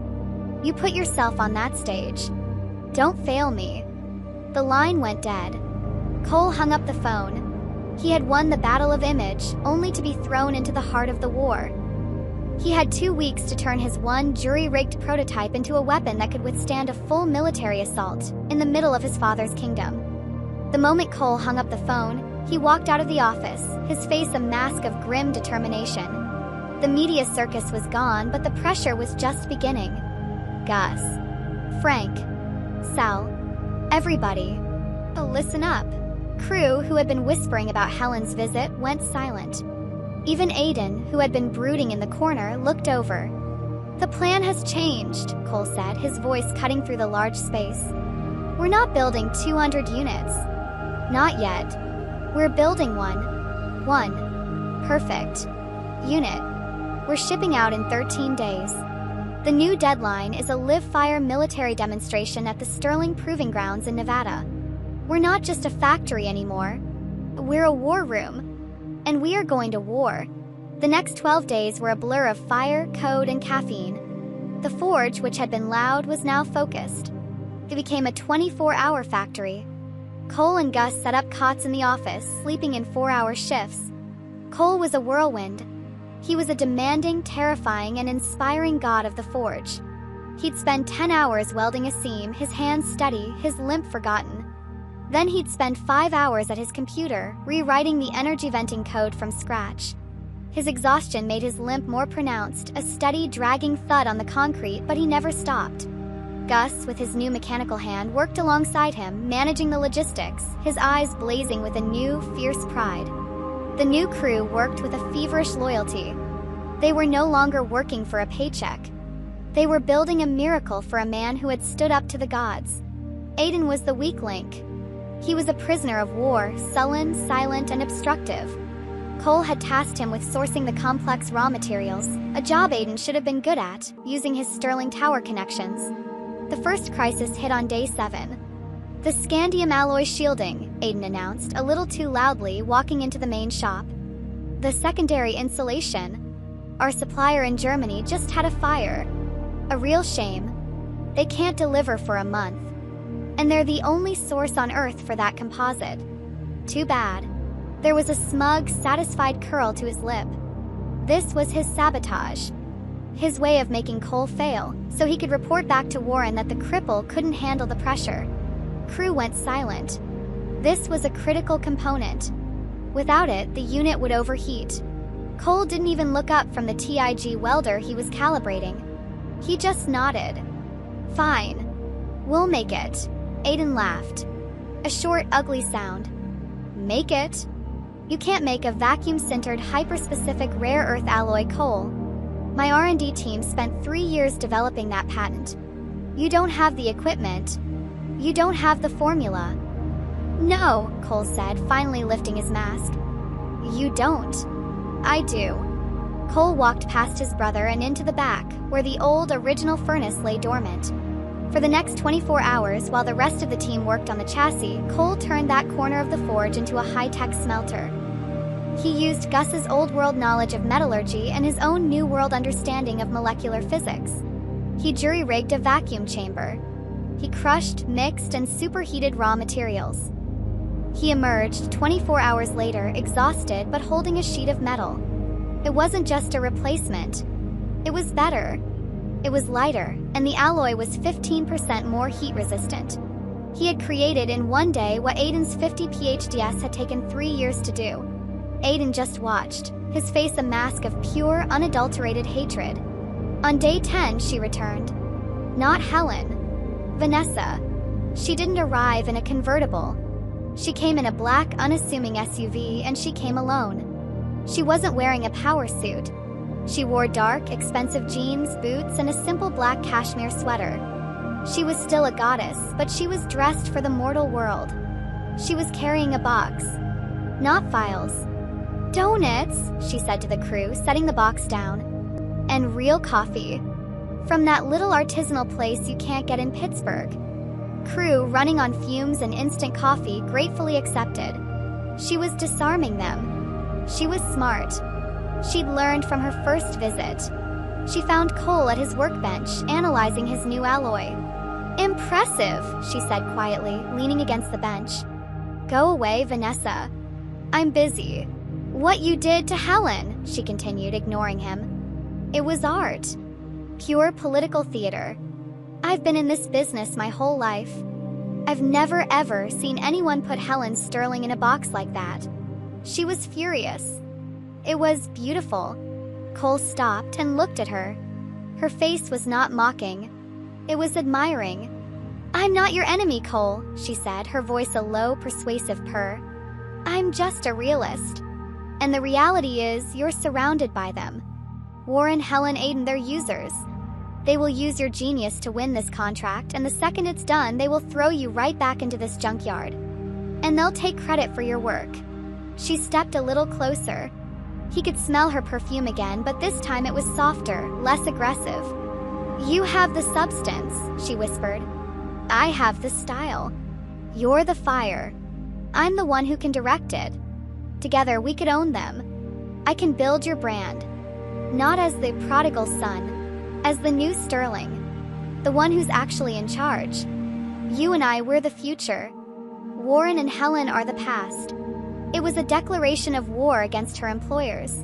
It was an offer of alliance. It was temptation. Before Cole could answer, Aiden, who had seen her arrive, stormed over. Vanessa! What the hell are you doing? Get away from him. You were supposed to be here for me. Vanessa didn't even flinch. She just turned her head and gave Aiden a look of pure, withering pity. Aiden, please, she said, her voice bored. Don't be a child. The adults are talking. Aiden was speechless, his face purple with rage. He was Ares, the god of war, watching his lover Aphrodite turn her full attention to the lame god of the forge. Cole looked at the scene. He looked at the alluring, brilliant, and dangerous woman offering him an alliance. He looked at his furious, pathetic, and defeated brother. And then he looked at the Aegis unit, glowing under the work lights, 90% complete. I'm not interested in teams, Vanessa, Cole said, turning back to his work. I'm interested in this. This is real. Your brand is just smoke. Vanessa smiled. She wasn't offended. Smoke is what shapes the world, Cole. Smoke is what tells people where the fire is. She ran one long, perfect finger along the hot new alloy he had just created. You'll need me in Nevada, she whispered. That's not a forge. It's a stage. A much bigger one than your mother built. And you'll be all alone up there. She smiled, turned, and walked away, leaving the scent of her perfume and the box of half-eaten donuts. Cole watched her go, a new, cold feeling in his gut. He had just 13 days to prepare for a war on two fronts. Day 14. 0400 hours. It was done. The Aegis Mark II. It sat in the center of the foundry, humming softly under its own internal power. It wasn't the sleek, black, perfect obelisk that Warren's team had designed. It was raw. It was brutal. Cole's new self-made scandium alloy formed a visible functional scar around the unit's core, a patch of dull, indestructible gray against the polished black chassis. It didn't look like a sterile Sterling Tower product. It looked like something built for war. It was, in its own way, beautiful. Gus, his face gray with exhaustion, put a hand on the machine's cool metal skin. "Well, kid," he said, "you did it. You built the Thunderbolt." The logistics were swift. Warren's invisible hand was at work. A colossal matte black Sterling aerospace cargo plane, a military-grade transport, landed at the small Pittsburgh County airfield at sunrise. The Aegis unit was reverently loaded into its foam-padded embrace by a corporate team that, this time, looked at Cole with something approaching fear. For the human cargo, a separate, silent Gulfstream jet was waiting. Cole in his work jeans and a clean black t-shirt. Gus in his best plaid shirt, looking profoundly uncomfortable. And Aiden in a dark, impeccably tailored suit, his face a sullen mask. The flight was 3 hours of strained silence. Aiden stared out the window, refusing to look at either of them. Gus, who hated flying, gripped the armrests. Cole had his laptop open, running final diagnostics on the Aegis unit remotely. He was not on a plane. He was in the work. The heat hit them like a physical blow when the door opened. This was Nevada. The air was thin and painfully dry. The Sterling Proving Grounds. It was not a junkyard. It was a billion-dollar monument to controlled violence. As their SUV sped away from the airstrip, Cole saw the complex. It was a network of concrete bunkers, massive radar dishes that swiveled toward the sky, and in the center of the desert valley, a massive, scorched blast pit. This was Warren's forge. Clean, cold, antiseptic, weaponized version of Cole's home. Their prototype was already there, delivered by the cargo plane. It was sitting alone in the center of the blast pit, looking small and insignificant, a target on an altar. The SUV took them to the primary observation bunker. The bunker was a lie. It was a high-tech command center, a crescent of tinted, blast-proof glass overlooking the test range, filled with technicians at glowing consoles. And 2 men were waiting. Warren Sterling stood with his back to them, looking out at the Aegis unit. He was a silhouette of absolute power. Beside him, in a crisp, decorated Air Force uniform, was a man with a hard, chiseled face and eyes that looked like they'd seen everything. He was immaculate. This was General Mason. Vanessa Price emerged from the shadows of the command center. She was back in her armor, a sharp gray power suit. She'd been right. This was her stage. "Cole." "Gus." "Welcome to the show," she said, her voice all business. She handed Cole a laminated ID badge.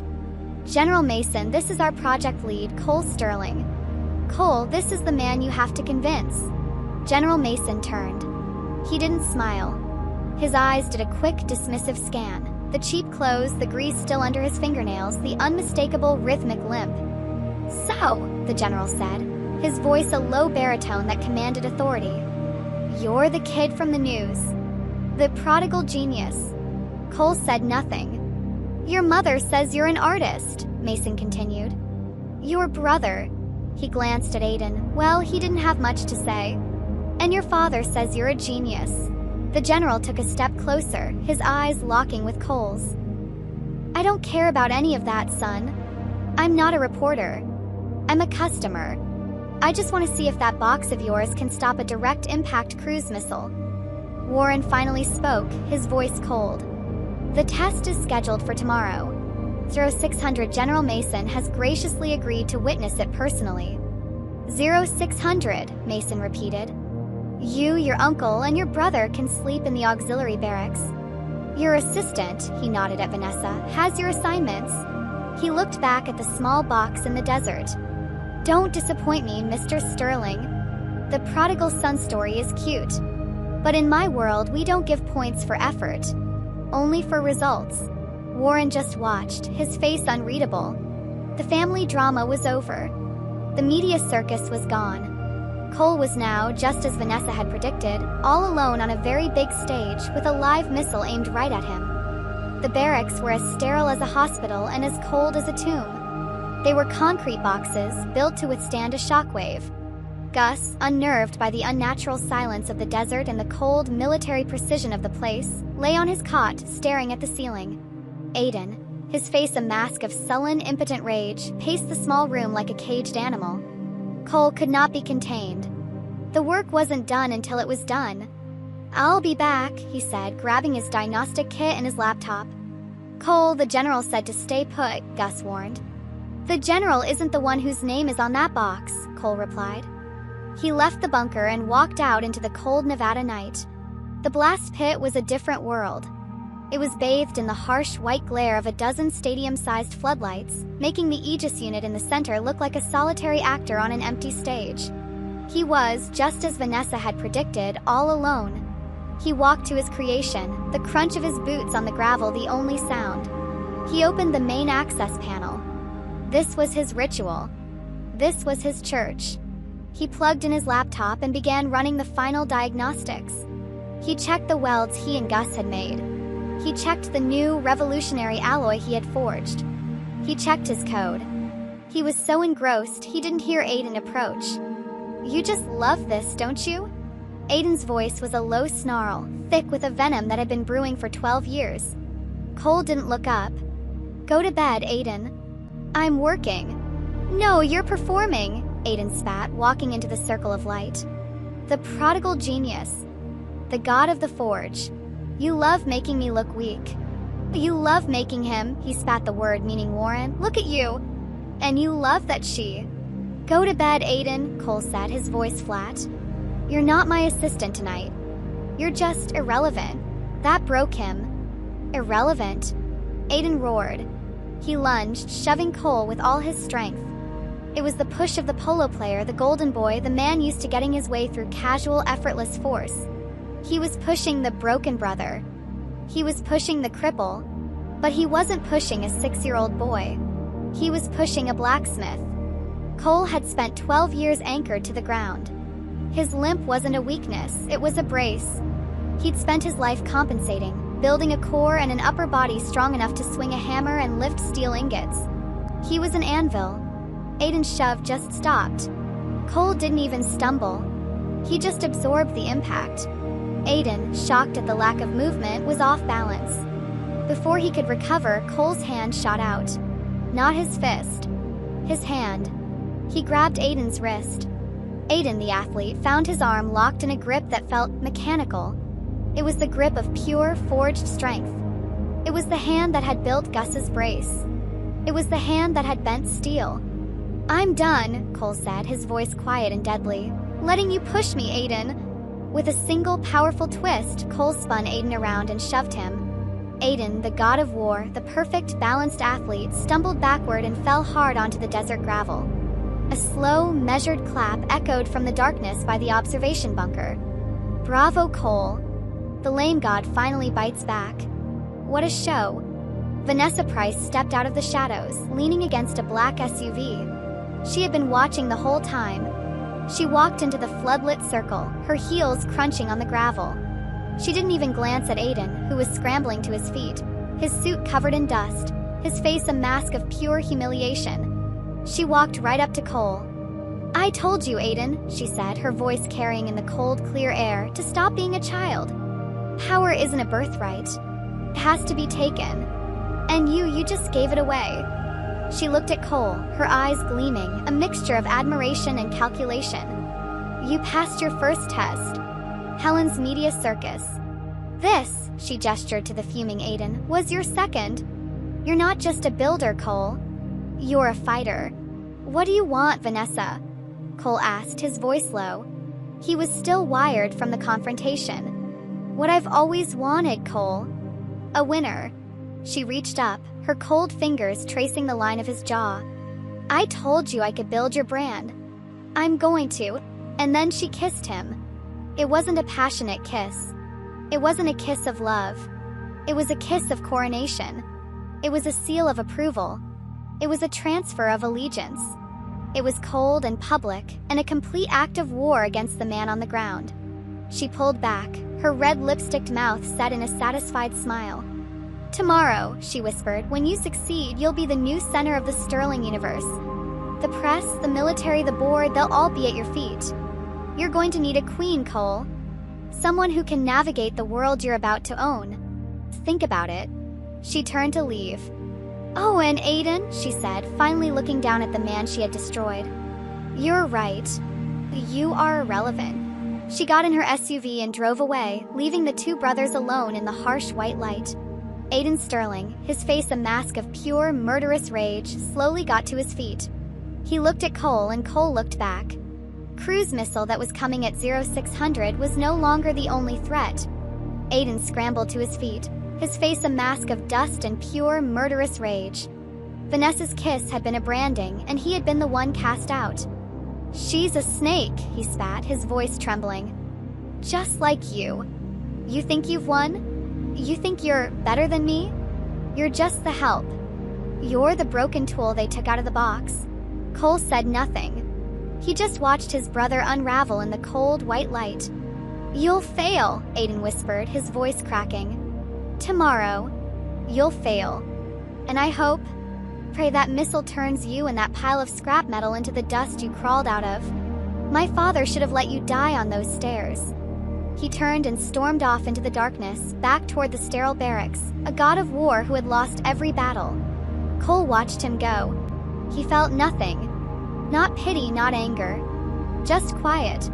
He wiped the waxy, red lipstick from his mouth with the back of his greasy hand. Then he turned back to his machine. He had work to do. The desert was cold, the sky a deep, bruised purple at the edges. The sun was not yet born. Cole stood by his machine. He had not slept. He wasn't in the safe, blast-proof observation bunker. He couldn't be. He was at a hardened field console, a small concrete pillbox 50 yards from the Aegis unit just outside the primary blast radius. Gus had begged him to stay in the bunker. Cole, it's a live missile. What if there's a flaw? What if it's a dud? What if it works and the shrapnel hits you? If it fails, I fail with it, Cole had said. A builder stands with his work. In the main observation bunker, the mood was electric. Warren Sterling stood at the front, his hands clasped behind his back. General Mason was beside him, binoculars to his eyes. Vanessa Price stood near them, holding a tablet, her face composed, the queen in her element. Aiden was there in the back, looking pale and sick. And Gus was beside him, his hands placed so tightly in prayer that his mechanical brace whirred softly. He's not in the bunker, Vanessa said quietly to Warren, her eyes on the small figure in the pillbox. He's insane. Warren, his eyes fixed on the Aegis unit, spoke without turning. He's a builder. He's standing with his work. Leave him. Technician at a console spoke, his voice calm, amplified through the bunker. Test commencing. Target is in the air. Cruise missile designation Hammerfall. Feed Mach 2. ETA 60 seconds. A red light began to flash on the console. On the horizon, a thin white smoke trail appeared, climbing against the purple sky. In the pillbox, Cole heard the announcement in his earpiece. His laptop screen flashed, target acquired. He could see the smoke trail. His hands were steady on his keyboard. Aegis is online, Cole said into his comms. I have the target. Field is charging. 30 seconds, the tech said. The bunker was silent. Warren's jaw was tight. Aiden was visibly shaking, his eyes wide with a terrifying mix of hope and fear. 10 seconds. The missile was no longer a trail. It was a silver needle, a tiny screaming point of light dropping fast. 5. The sound was a low, tearing roar, getting louder. Cole, his eyes on his screen, his hand on the master switch, said one word. Engage. In the center of the blast pit, the Aegis unit, the pile of scrap, came to life. It didn't create a bubble, did exactly what Cole designed it to do. It redirected. The unit screamed, a high-pitched electronic wail. The scar of Cole's self-made alloy began to glow, red, then orange, then a brilliant, blinding white.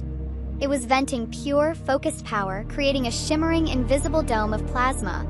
The air itself, superheated to thousands of degrees, was now the shield. Energy field stable at 120%. Cole said into his comms, his voice a flat calm. Here it comes. The Hammerfall missile didn't hit the shield. It hit the air. The superheated plasma field the river Cole had built vaporized the missile's skin on contact. The warhead, subjected to instantaneous, insane temperatures, pre-detonated. But it wasn't a normal explosion. There was no shrapnel. There was no fire. It was a clean burn. There was a brilliant white silent flash, so bright it bleached the desert. It was followed a second later by a deafening whump of displaced air.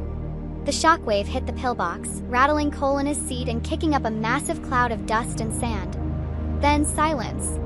The smoke and dust cleared. In the center of the blast pit, the Aegis unit was still standing. It was humming. Its white-hot scar was already fading, back to red, back to gray. It was unscratched. It had worked. In the bunker, no one spoke. No one breathed. Aiden looked like he'd seen a ghost. His brother, the cripple, had just defeated a cruise missile. Vanessa Price just smiled. Her bet had paid off. Warren Sterling stared, his face locked in disbelief. Then, a slow, predatory, and proud smile spread across his face. He slammed his fist down on the console, not in anger but in pure, unadulterated triumph. He did it. The boy actually did it. General Mason slowly lowered his binoculars. He turned, his face unreadable, and looked at Warren. One word, Warren, damn. He then looked at his aide. Get me the Secretary of Defense. He turned back to Warren. How many of these can your boy build me? And how fast? Out in the blast pit, Cole just leaned his head against the concrete wall of the pillbox. He could feel the warm metal of his console under his hands. Closed his eyes, and for the first time in 12 years, he just breathed. He had done it. In the observation bunker, the stunned silence was broken. General Mason turned to his aide. Get me the Secretary of Defense. Tell him the Aegis project is not only viable, it's a game changer. Warren Sterling was laughing. A short, sharp, triumphant bark. He did it. The boy actually did it. He clapped General Mason on the shoulder, a gesture of pure, victorious ego. Vanessa Price was already typing furiously on her tablet, a small, satisfied smile on her face. The press release is live, she said to Warren. Stock futures just jumped 12 points. Sterling Tower, led by R&D visionary Cole Sterling, shatters defense expectations. In the chaos of their victory, no one saw Aiden Sterling. His face ashen, his hands shaking, he slipped out the back door of the bunker, a defeated god fleeing the scene of his own irrelevance. And no one except for Warren noticed Gus. The old man, his eyes wet with tears, didn't celebrate. He just pushed past the technicians, shoved open the heavy bunker door, and ran as fast as his old limp would carry him toward the blast pit. Cole was on his knees. Not in prayer. He was just grounded. He had his hand flat on the hot desert sand, feeling the last faint vibrations of the shockwave. He was alive. It had worked. Pillbox door flew open, slamming against the concrete. It was Gus. The old man's face was a mess of tears and grime. He didn't speak. He just stumbled forward and pulled Cole into a one-armed, mechanical-handed hug that threatened to crack his ribs. You crazy magnificent, you did it, kid! Gus sobbed, his voice thick. You did it! Cole hugged him back, burying his face in his uncle's shoulder. This was it. This was the only victory, the only approval he had ever cared about. The moment was broken by the sound of an engine. An SUV, which had sped across the blast pit, skidded to a stop. Warren Sterling got out first, his face beaming. He was followed by General Mason and then Vanessa Price. They looked like conquerors coming to claim their prize. They walked to Cole. General Mason, a man of action, didn't bother with pleasantries. He ignored Warren. He walked straight to Cole, his hand outstretched. Cole, stunned, took it. Mason's grip was like iron. Mr. Sterling, Mason said. That was the single most impressive demonstration of applied physics I have ever witnessed. I need 500 of those. Yesterday. I'll have a procurement team on your doorstep by noon. Name your price. I want a contract on my desk by end of day. Before Cole could even process the words, Warren stepped in, clapping a heavy, proprietary hand on Cole's shoulder. My son will deliver, of course, General, Warren announced, his voice booming. He is a Sterling, after all. He looked at Cole. His eyes, so long cold and dismissive, were now filled with a new, terrifying, calculating pride. You've done well, Cole. Very well. We have much to discuss. We're flying back to San Francisco tonight. The board is waiting. Vanessa stepped up, tablet in hand, falling into her role as the new Queen's advisor. We'll need that photo op, Cole, she said, her voice smooth. The general, your father, and you with the unit. The men who secured America's future. Perfect. I'll have your suit sent to the jet. Cole was being pulled in a dozen directions. The general, his father, Vanessa, contract, cameras. They were packaging him again, faster this time, absorbing his victory into their narrative. He looked at the three of them. Customer, the owner, the image. They were a machine just like his mother's. He felt Gus's hand on his back. His anchor. Cole took a deep breath. He stepped away from his father's possessive grip. He turned not to Warren, not to Vanessa, but to General Mason. The contract, General, Cole said, his voice clear and hard, is not with Sterling Tower. Warren's triumphant smile vanished. What? Vanessa's eyes went wide. The contract, Cole said, his voice ringing with the authority of the man who had just stopped a missile, is with Sterling Fabrication of Pittsburgh, Pennsylvania. Cole, don't be a fool, Warren snapped. This is not the time for games. I'm not playing games. Cole put his arm around his uncle, who looked terrified, proud, and utterly baffled. My uncle, Gus Sterling, is the CEO of Sterling Fabrication. You'll negotiate the terms with him. I'm just the builder. Gus looked at Cole, his mouth open. Cole just smiled at him. Trust me. General Mason just grunted, a flicker of amusement in his eyes. He looked from Warren's furious face to Cole's calm one. I don't care what the sign on the building says, son. I just want the box. Your man, he nodded at Gus, can expect my team at noon.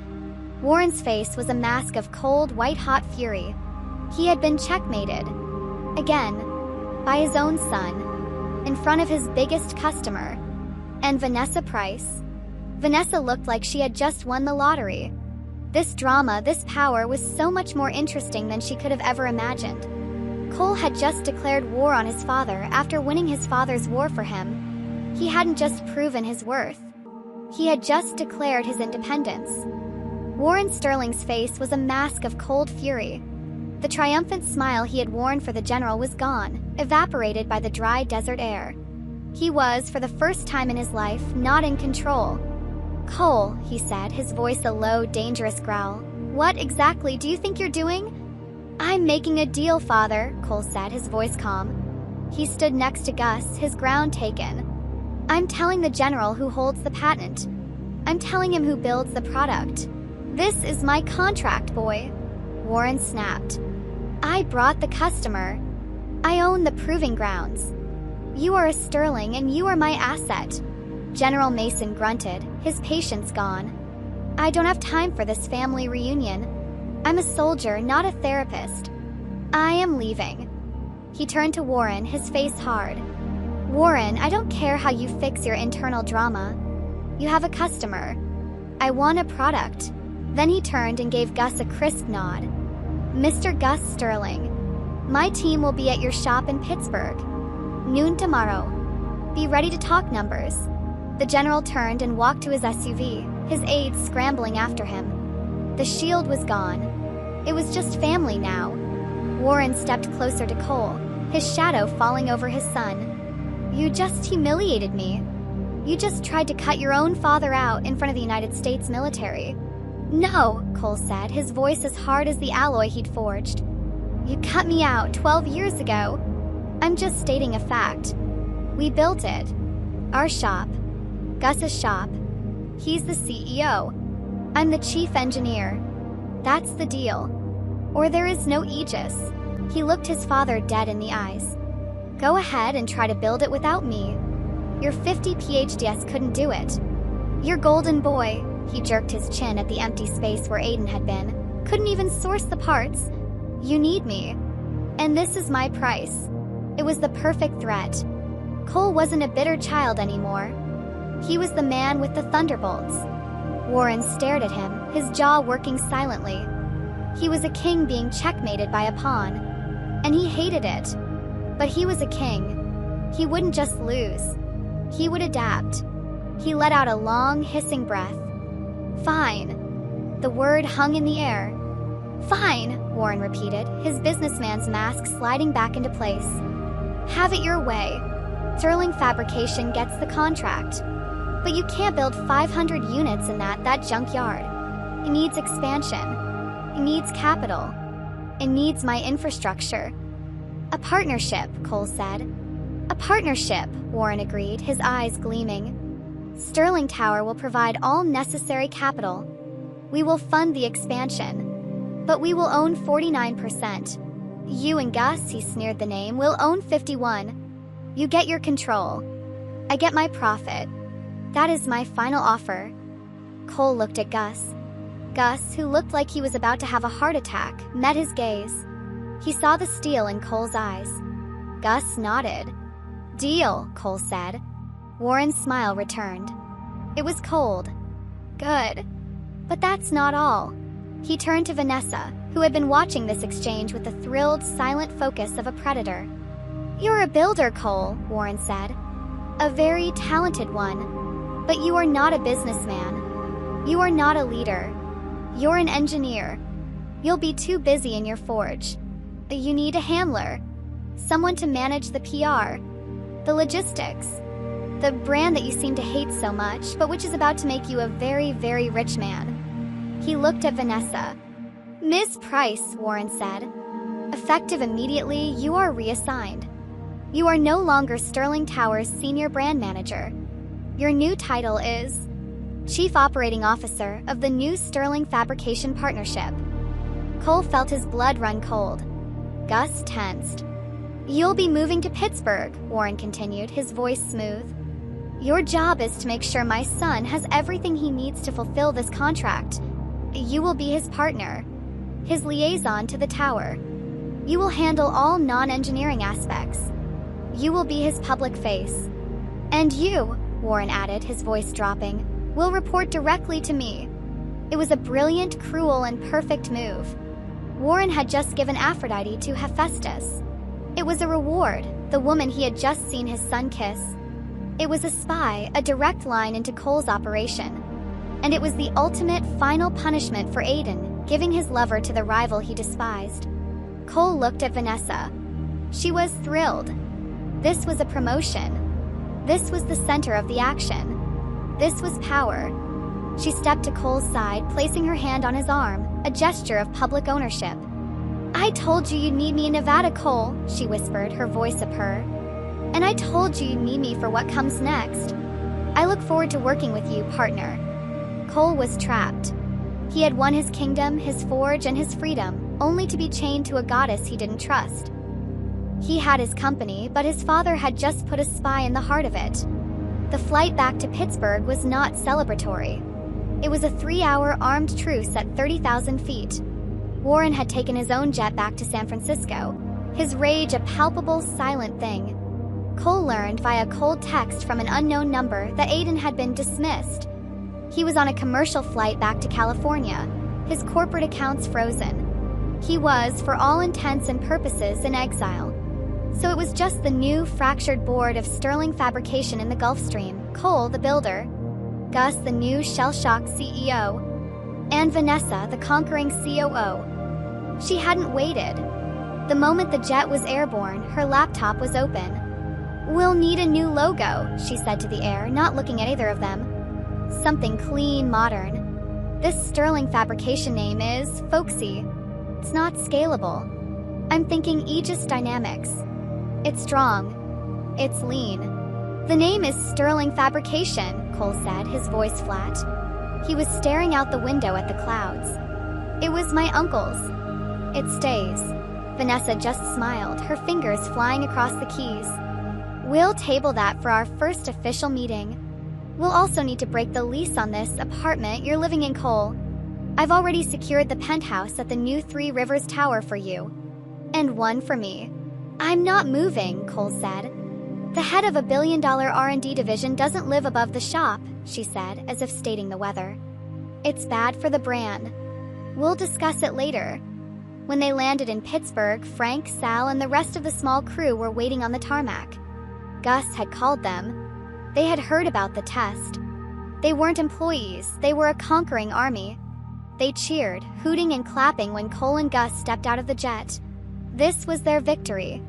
Their boss, their real boss, had faced down the gods and won. Their cheers faded into an awkward silence when they saw Vanessa Price step out behind them. She was not part of their world.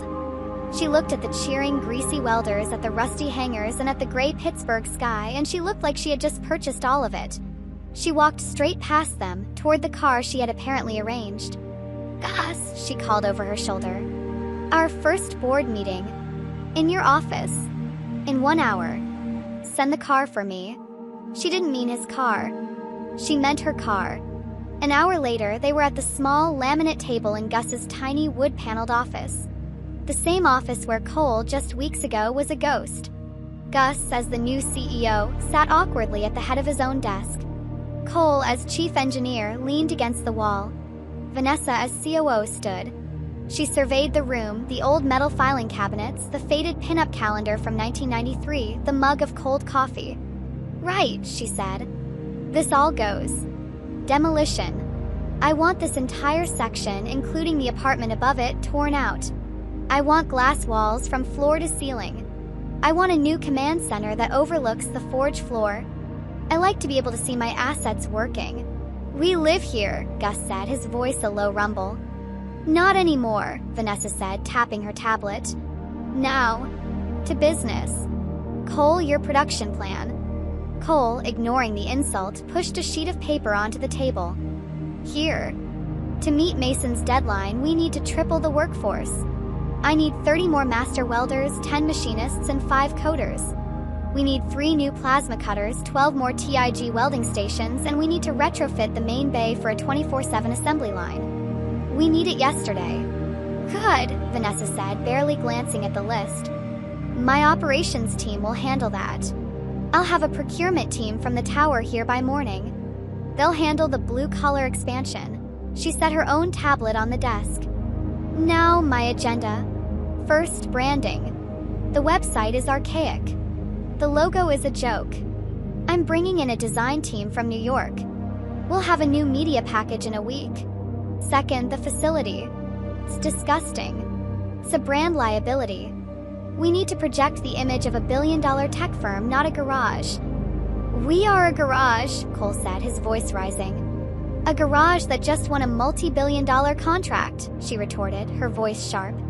"General Mason is one customer. I'm going to bring you 50. And they won't sign a check if they have to walk through a mud pit to get to your office. We need a new lobby. We need a new employee lounge. And we need a real marketing budget. We don't need a new website, Vanessa. We don't need a new lounge," Cole said, pushing off the wall. "We need to build shields." "You're wrong, Cole," she said, her voice dropping, all business. "You're still thinking like a builder. You think you won? You think that 51% in your pocket means you're king?" She laughed, a cold, humorless sound. "Warren's lawyers are faster than you. He knew you'd pull a stunt like that. Read the partnership agreement. The one you and Gus were so eager to sign." Gus looked confused. "It said 51%. It said," Vanessa interrupted, "that the chief engineer, you, Cole, has full autonomy over product design and engineering. But I, as chief operating officer, have full independent control over all non-engineering expenditures. That includes branding, personnel, facilities, marketing, and the entire operating budget. Warren gave you your forge, Cole. But he gave me the company." Cole stared at her. She was right. He hadn't even read the fine print. He'd been so focused on the victory. "You are in charge of the product," she said, walking toward him.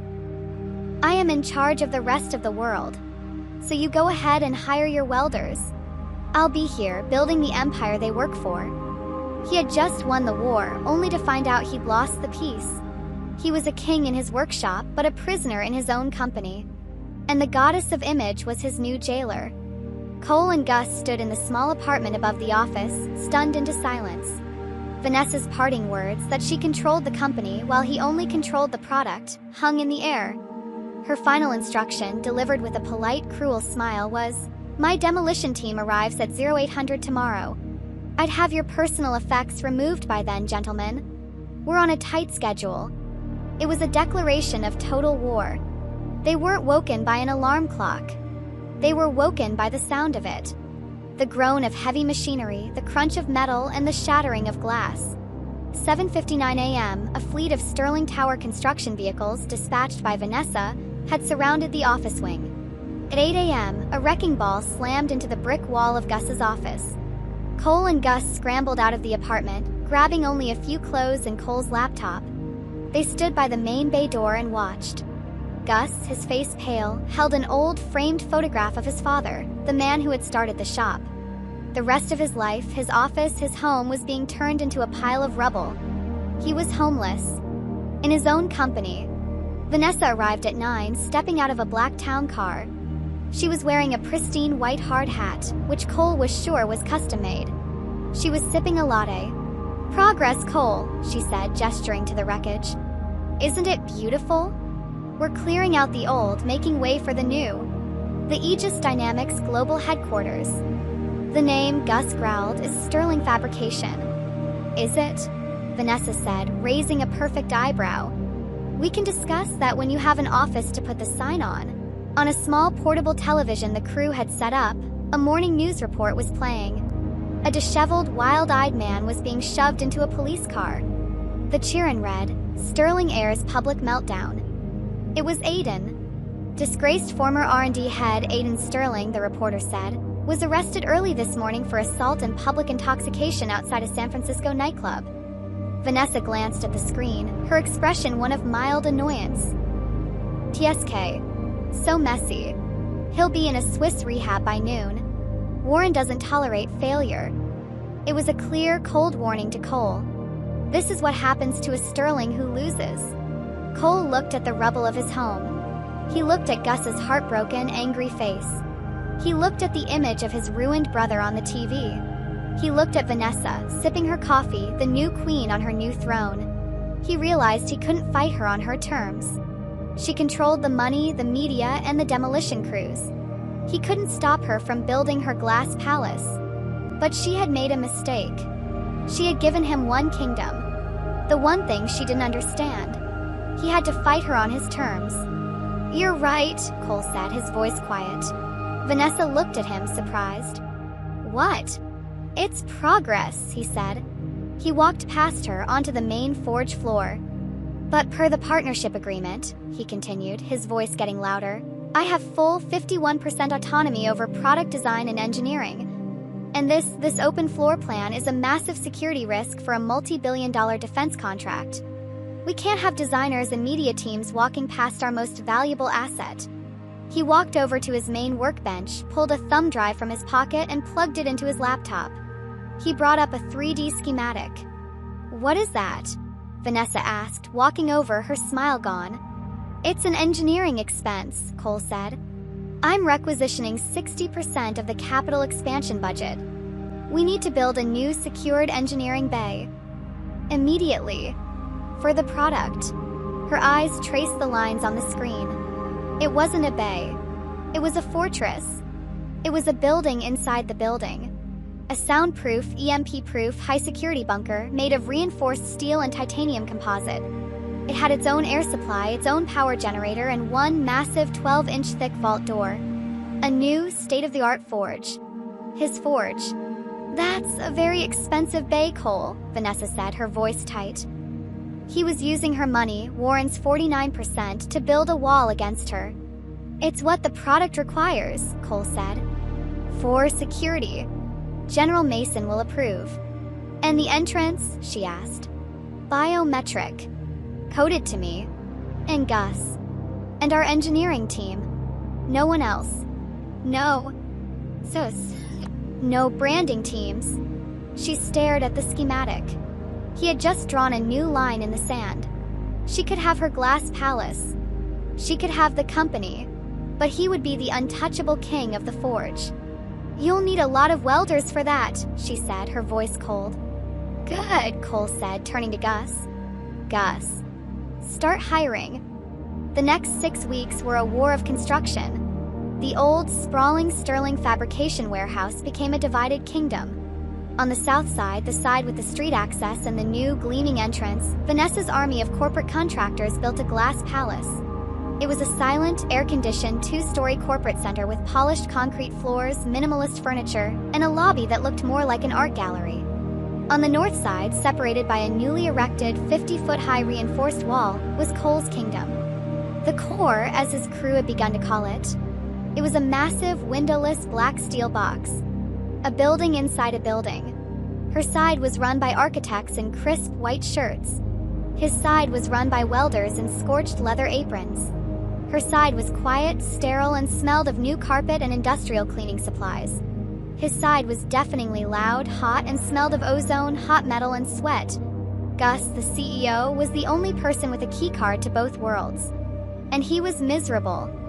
He'd spend his mornings in the core, his hands dirty, helping Cole calibrate a new plasma cutter. He felt alive. Then, at 11 a.m., he'd have to wash his hands, put on a new stiff-collared shirt, and walk across the border into Vanessa's World Force Synergy meetings. "Cole, I don't know what I'm doing," Gus confessed one night, rubbing his temples. "I'm a Smith. She's got me in meetings about brand optics, Q3 projections, and leveraging our core competencies. It's just smoke, kid. I don't know what any of it means." "Let her have the smoke, Gus," Cole said. He was leaning over a schematic, his face lit by the blue light of the hologram. "As long as she keeps the money flowing, let her play in her glass box. We have work to do." Inside the core, Cole was a king. It was his fortress. It was loud, hot, and perfect. He, Gus, Frank, Sal, and the 30 new master welders he'd hired were an assembly line of pure genius. The Aegis units, one after another, were rolling off the new line. They were on schedule. He was in his element. Vanessa, in her new glass office that overlooked the lobby but not the core, was bored. She had done her job. The branding was perfect. The new Aegis Dynamics by Sterling Fabrication logo was on everything. The money was flowing. The reports to General Mason were pristine. The reports to Warren were flattering. But she was a queen ruling an empty room. The real power, the creation, was happening in a black box she couldn't get into. Cole, her partner, hadn't spoken to her in a week. He just worked. He was, as she had complained to Warren, unmanageable. Warren's reply was simple. "As long as he's building, I don't care." Vanessa Price was not used to being irrelevant. She had come to Pittsburgh to take charge, but she had been walled off. She needed an ally. She needed leverage. She finished a video call with the Pentagon. "Yes, General. Quotas are on track. Mr. Sterling is deeply focused on production." She ended the call. She sat for a moment, tapping her long, red fingernail on her glass desk. Then she made a new call. Private, encrypted video call. The name on the screen was Aiden. He answered. He was not in a bright Swiss rehab clinic. He was in a dark, expensive apartment, the curtains drawn. He looked terrible. Thin, angry, and he was drinking. "What do you want, Vanessa?" he snarled. "Come to gloat? To see how the irrelevant one is doing?" "I've come to offer you a job, darling," she purred, her voice like silk. Aiden laughed, a bitter, coughing sound. "A job? I'm exiled. My father, that bastard, he froze everything. I'm a prisoner." "Your father is a brute," she agreed, "and a fool. He sees Cole as a tool. He sees you as a failure. He doesn't see assets. You're still a Sterling, Aiden. You're still the golden boy to the world, even if you're tarnished. And I'm the COO of a billion-dollar company. But I'm surrounded by laborers." She leaned into her camera. "Cole has the product. I have the company. But you and I, we're the brand. We're the legacy. Hephaestus is in his forge, but Olympus still belongs to the beautiful gods." Aiden sat up, the haze of alcohol clearing from his eyes. What are you saying?" "I'm saying," Vanessa said, "that I'm creating a new department. Strategic branding and legacy accounts. A prodigal son is a great story. A disgraced one is even better. It's a comeback narrative. I need someone to be the face of this place. To talk to the politicians, to go to the galas, to do all the things our king of the forge refuses to do. Here, Aiden whispered. In his shop? In my company, she corrected. Your father exiled you from his tower, but he gave me this one, and I'm inviting you back. Come to Pittsburgh, Aiden. Come and help me run this place. Aiden stared at the screen. He was being offered a way back in. A way to get his status, his money, and his revenge. I'm listening, he said. It was their first official weekly board meeting. Gus sat at the head of the long glass conference table, looking miserable in a tie. Cole sat at the far end in his work clothes, tapping his fingers. Vanessa, at the other head, controlled the room. Production is on schedule, Cole said, his voice flat. We're delivering the first 50 units to General Mason by Friday. The core is fully operational. Excellent, Vanessa said, not looking up from her tablet. Warren is pleased. Pentagon is pleased. Now to my agenda. She clicked a button and the monitor behind her lit up. The brand needs a face. The prodigal genius story is isolating. The market likes family. It likes redemption. It likes a team. We need a public relations master, someone who knows the Sterling brand, to be our voice. What are you talking about? Gus said. We don't need a voice. We need welders. I've made a key hire, Vanessa said, ignoring Gus. As our new head of strategic branding and legacy accounts, please welcome Aiden Sterling. The glass door to her office slid open. Aiden walked in. He was not the drunken wreck from the video call. He was rebuilt. His suit was a flawless, razor-sharp gray. His golden hair was perfect. His smile was bright, white, and empty. But his eyes were cold, sober, and full of a focused reptilian hatred. He was Ares in a boardroom. Cole was on his feet in an instant. The legs of his chair scraped the floor with a sound like a scream. Get him out. Vanessa, have you lost your mind? Gus roared, standing up so fast his own chair toppled over. This is the man who tried to sabotage the entire project. He's a snake. And who better to run our counter-sabotage and public relations division? Vanessa replied, her voice smooth as ice. Aiden's exile was a media disaster. This is a masterstroke. She stood and walked over to Aiden, putting her hand on his arm. It's the family reunited story. The prodigal son, Aiden, and the hidden genius, Cole, brought together by the Aegis Project, mending the family. It's the exact narrative your mother wanted, Cole, but this time it's our narrative. Warren loves it. Humanizes the brand. It silences all the ugly rumors. I won't work with him, Cole said, his voice a low growl. You won't have to, Vanessa said. He's my hire, Cole. And as COO, all branding and marketing personnel are my decision. Your 51% doesn't touch my departments. He's on the payroll. You can't touch him. She had checkmated him again. Aiden just smiled at Cole. That cold, thin, snake-like smile. Brother, he said, his voice smooth. It's good to be back. I see you're still playing with scraps. Don't worry. He walked to the window, looking out from Vanessa's glass palace onto the black wall of the core. You just keep building your little boxes in there. Vanessa and I will handle the world. Cole stared at him. At the two of them. The beautiful gods united. He didn't say another word. He just turned, walked out of the conference room, and crossed the border into his own kingdom. The massive black vault door of the core slammed shut. The sound echoed through the entire glass palace. Cold War had just turned hot. The next few weeks established the new, toxic rhythm. Inside the core, it was a world of fire and focused, brutal work. Cole, Gus, and their crew of 40 welders and engineers worked 20-hour days. They were a single, unified machine. The Aegis units, painted in matte black, rolled off the assembly line. They were shipping them out ahead of schedule. Cole in his fortress just worked. He was the god in the basement, forging the thunderbolts. Inside the E-core, in the Glass Kingdom, it was a world of image. Vanessa and Aiden were a team. They were inseparable. They hosted politicians who wanted to see the new face of American defense. They hosted galas. They gave interviews. Cole, locked in the core, would see them on the muted TVs in the break room, his two partners clinking champagne glasses. General Mason would call. Cole would give him the technical update. Then the general would say, "Pleasure. Now I have to jump. I've got your brother and Miss Price on the line for a PR briefing." The final insult came on a Tuesday. Frank, the welder, tacked a magazine to the wall of the core. It was the cover of Forbes magazine. On the cover, smiling arm in arm, were Aiden Sterling and Vanessa Price. Aiden looked like a king. Vanessa looked like a queen. They were standing in front of the sleek new Aegis Dynamics logo.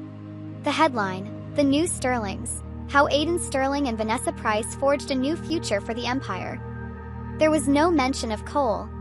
There was no mention of Gus. There was no mention of Sterling Fabrication. Cole stared at the cover. He was the god in the machine. He was the engine. He was the fire. And he was completely, utterly invisible. He was chained to his forge, his body aching from the work, while Ares and Aphrodite drank his wine, spent his money, and took credit for his thunder. The Forbes cover was tacked to the main wall of the core, like a target. Crew, on a rare break, stared at it. "It's theft, boss," Frank said, his voice low and angry.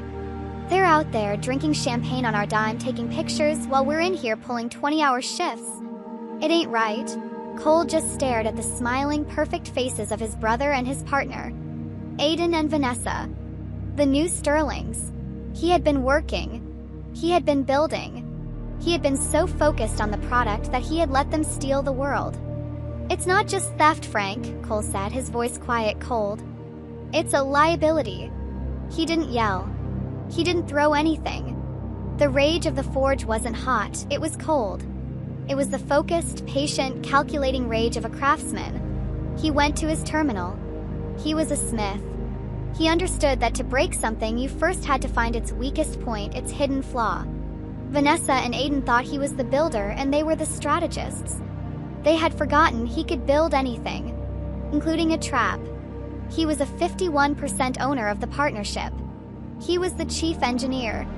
And per the military contract, he was personally responsible for product and information security. Vanessa's corporate firewalls installed by her team were good. Cole's skills were better. He bypassed her COO admin access block in under 10 minutes. He was in. He owned the server. He went for the affair. The budget.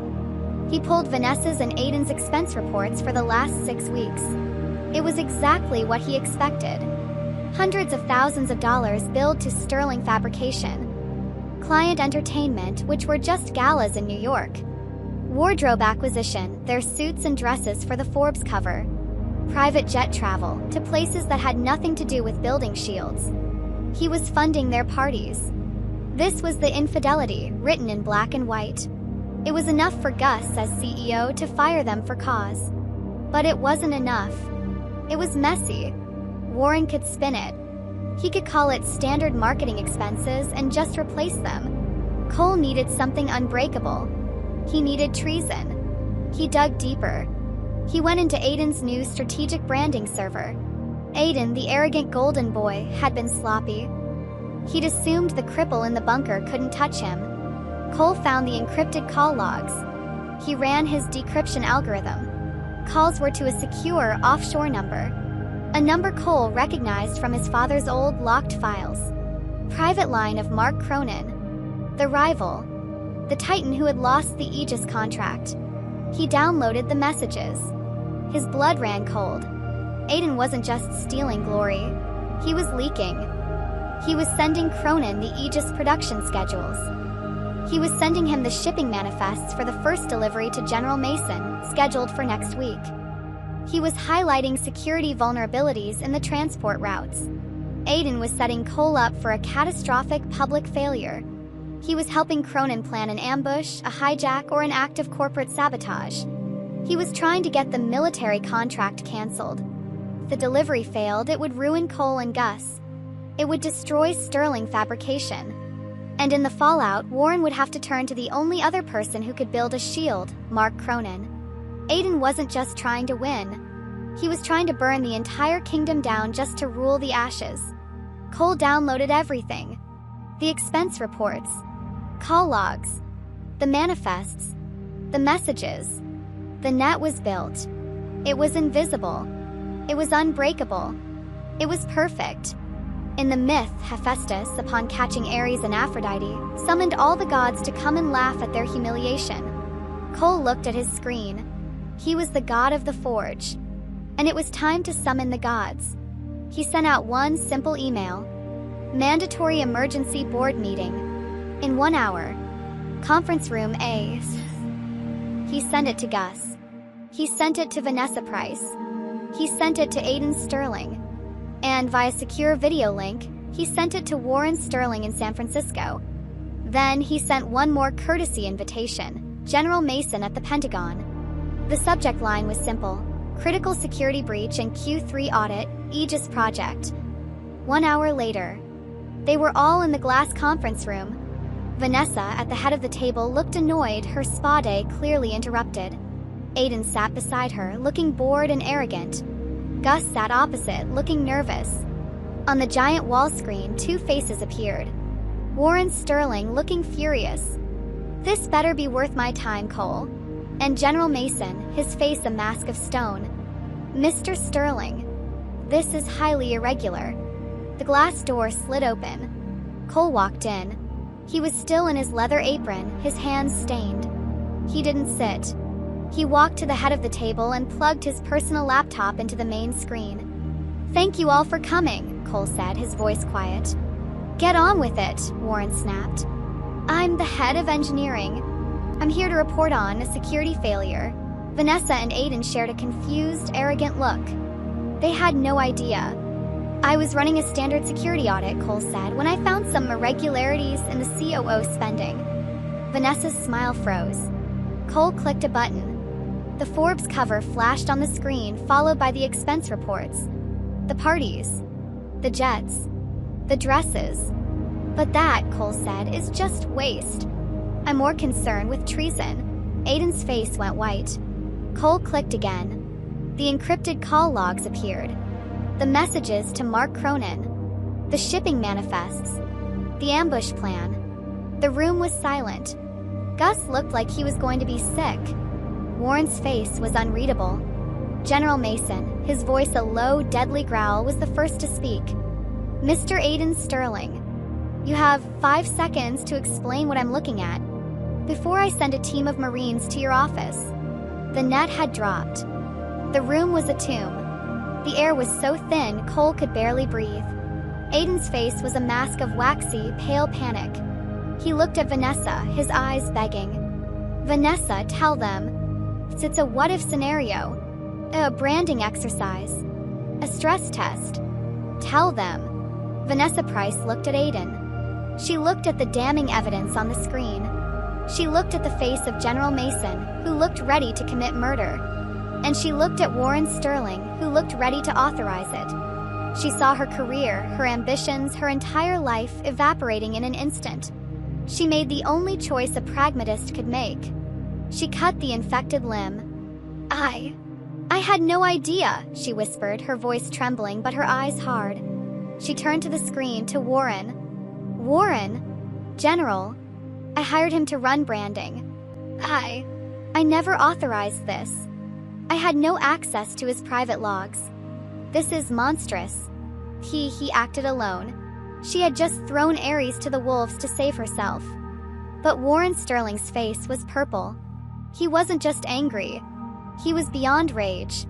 He was in the cold, dead space of absolute betrayal.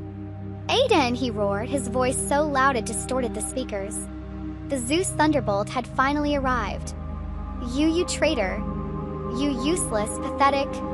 You would burn my house down just because you couldn't rule it? You are no son of mine." General Mason cut him off, his voice a low, deadly growl. "Warren, you have a traitor in your house. You have a federal crime in your house. You have compromised my supply line. Fix it. Now, or I will. My Marines will be at that facility in 1 hour, and your entire company from San Francisco to here will be blacklisted." Warren was trapped. His entire empire was on the line. He acted. His face was a mask of stone. "Security," he said, speaking to his own unseen team. "Lockdown conference room A, detain Mr. Aiden Sterling." Hold him for federal authorities."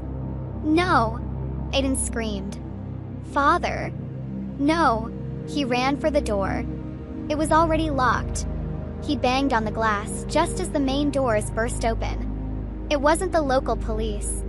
It was Sterling Tower's private corporate security, two massive men in black suits. Aiden fought. He was the god of war, but they were titans. They grabbed him, and as he screamed and cursed, they dragged him out of the glass palace. He was gone. Silence.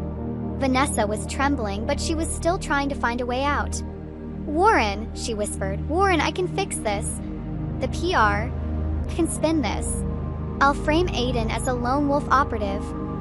"You're fired, Miss Price." Warren's voice was dead. Flat. All the rage was gone. You brought the snake into the garden. Your judgment is compromised. Your career at my company is over. Get out of my building." "Warren, please." "Get out," he said. Vanessa, for the first time, looked truly defeated. Her brand was broken. Her power was gone. She, the goddess of image, was now just a woman who had been fired. She picked up her tablet, and with a final hate-filled look at Cole, she walked out. Now it was just Cole and Gus, alone in the magnificent empty office. On the screen, the two remaining gods, Warren and General Mason, stared at the one man left standing. General Mason spoke first. "Mr. Cole Sterling, it seems you are the only sane man in this entire family. Contract stands. The United States government needs those shields. But you are my only point of contact. You run this. I want your signature on the manifests. Is that clear?" "Yes, General," Cole said, his voice quiet. "Good. I'll expect the first shipment on Friday. As scheduled." The General's screen went blank. Now it was just father and son. Warren Sterling stared at the screen for a long time. He looked old. Beaten. King had just lost his heir, his queen, and his kingdom all in one day. "He was my son," Warren whispered. "My golden boy. And he was rotten." He looked at Cole. The son he had thrown away. The broken one. The one who had just saved him.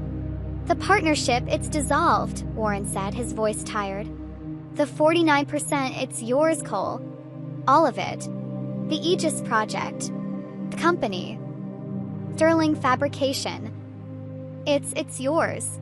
He was abdicating. "Just deliver the contract, son," Warren said. Don't let me down." It wasn't an apology. It wasn't a reunion. But it was the first time he had ever called him son and truly meant it. The final screen went blank. The gods were gone. Cole and Gus stood alone in the magnificent empty glass palace. All of Vanessa's expensive furniture, her minimalist art, it was all just stuff. "Holy hell, kid," Gus whispered, his voice shaking. You own it. You won. It's all yours." Cole looked at the empty glass office. The Forbes magazine still sitting on the table, its cover a monument to a lie. He felt nothing. No, not nothing. He felt tired. He walked to the window. He looked past the empty desks, past the designer lobby, to the massive black steel wall on the other side of the building. His fortress. "What now, boss?" Gus asked, coming to stand beside him. Cole turned away from the glass palace. He unclipped the stupid corporate ID that Vanessa had made him wear and dropped it on her empty desk. He looked at Gus, and for the first time in what felt like a lifetime, he smiled. A real, tired, genuine craftsman's smile. "Now, Gus," he said, "we get back to work." He walked out of the glass office, across the divide, and hit the biometric scanner. The massive, vault-like door to the core hissed open, revealing the warm orange light and the loud, beautiful sound of the forge. He stepped inside. He was home.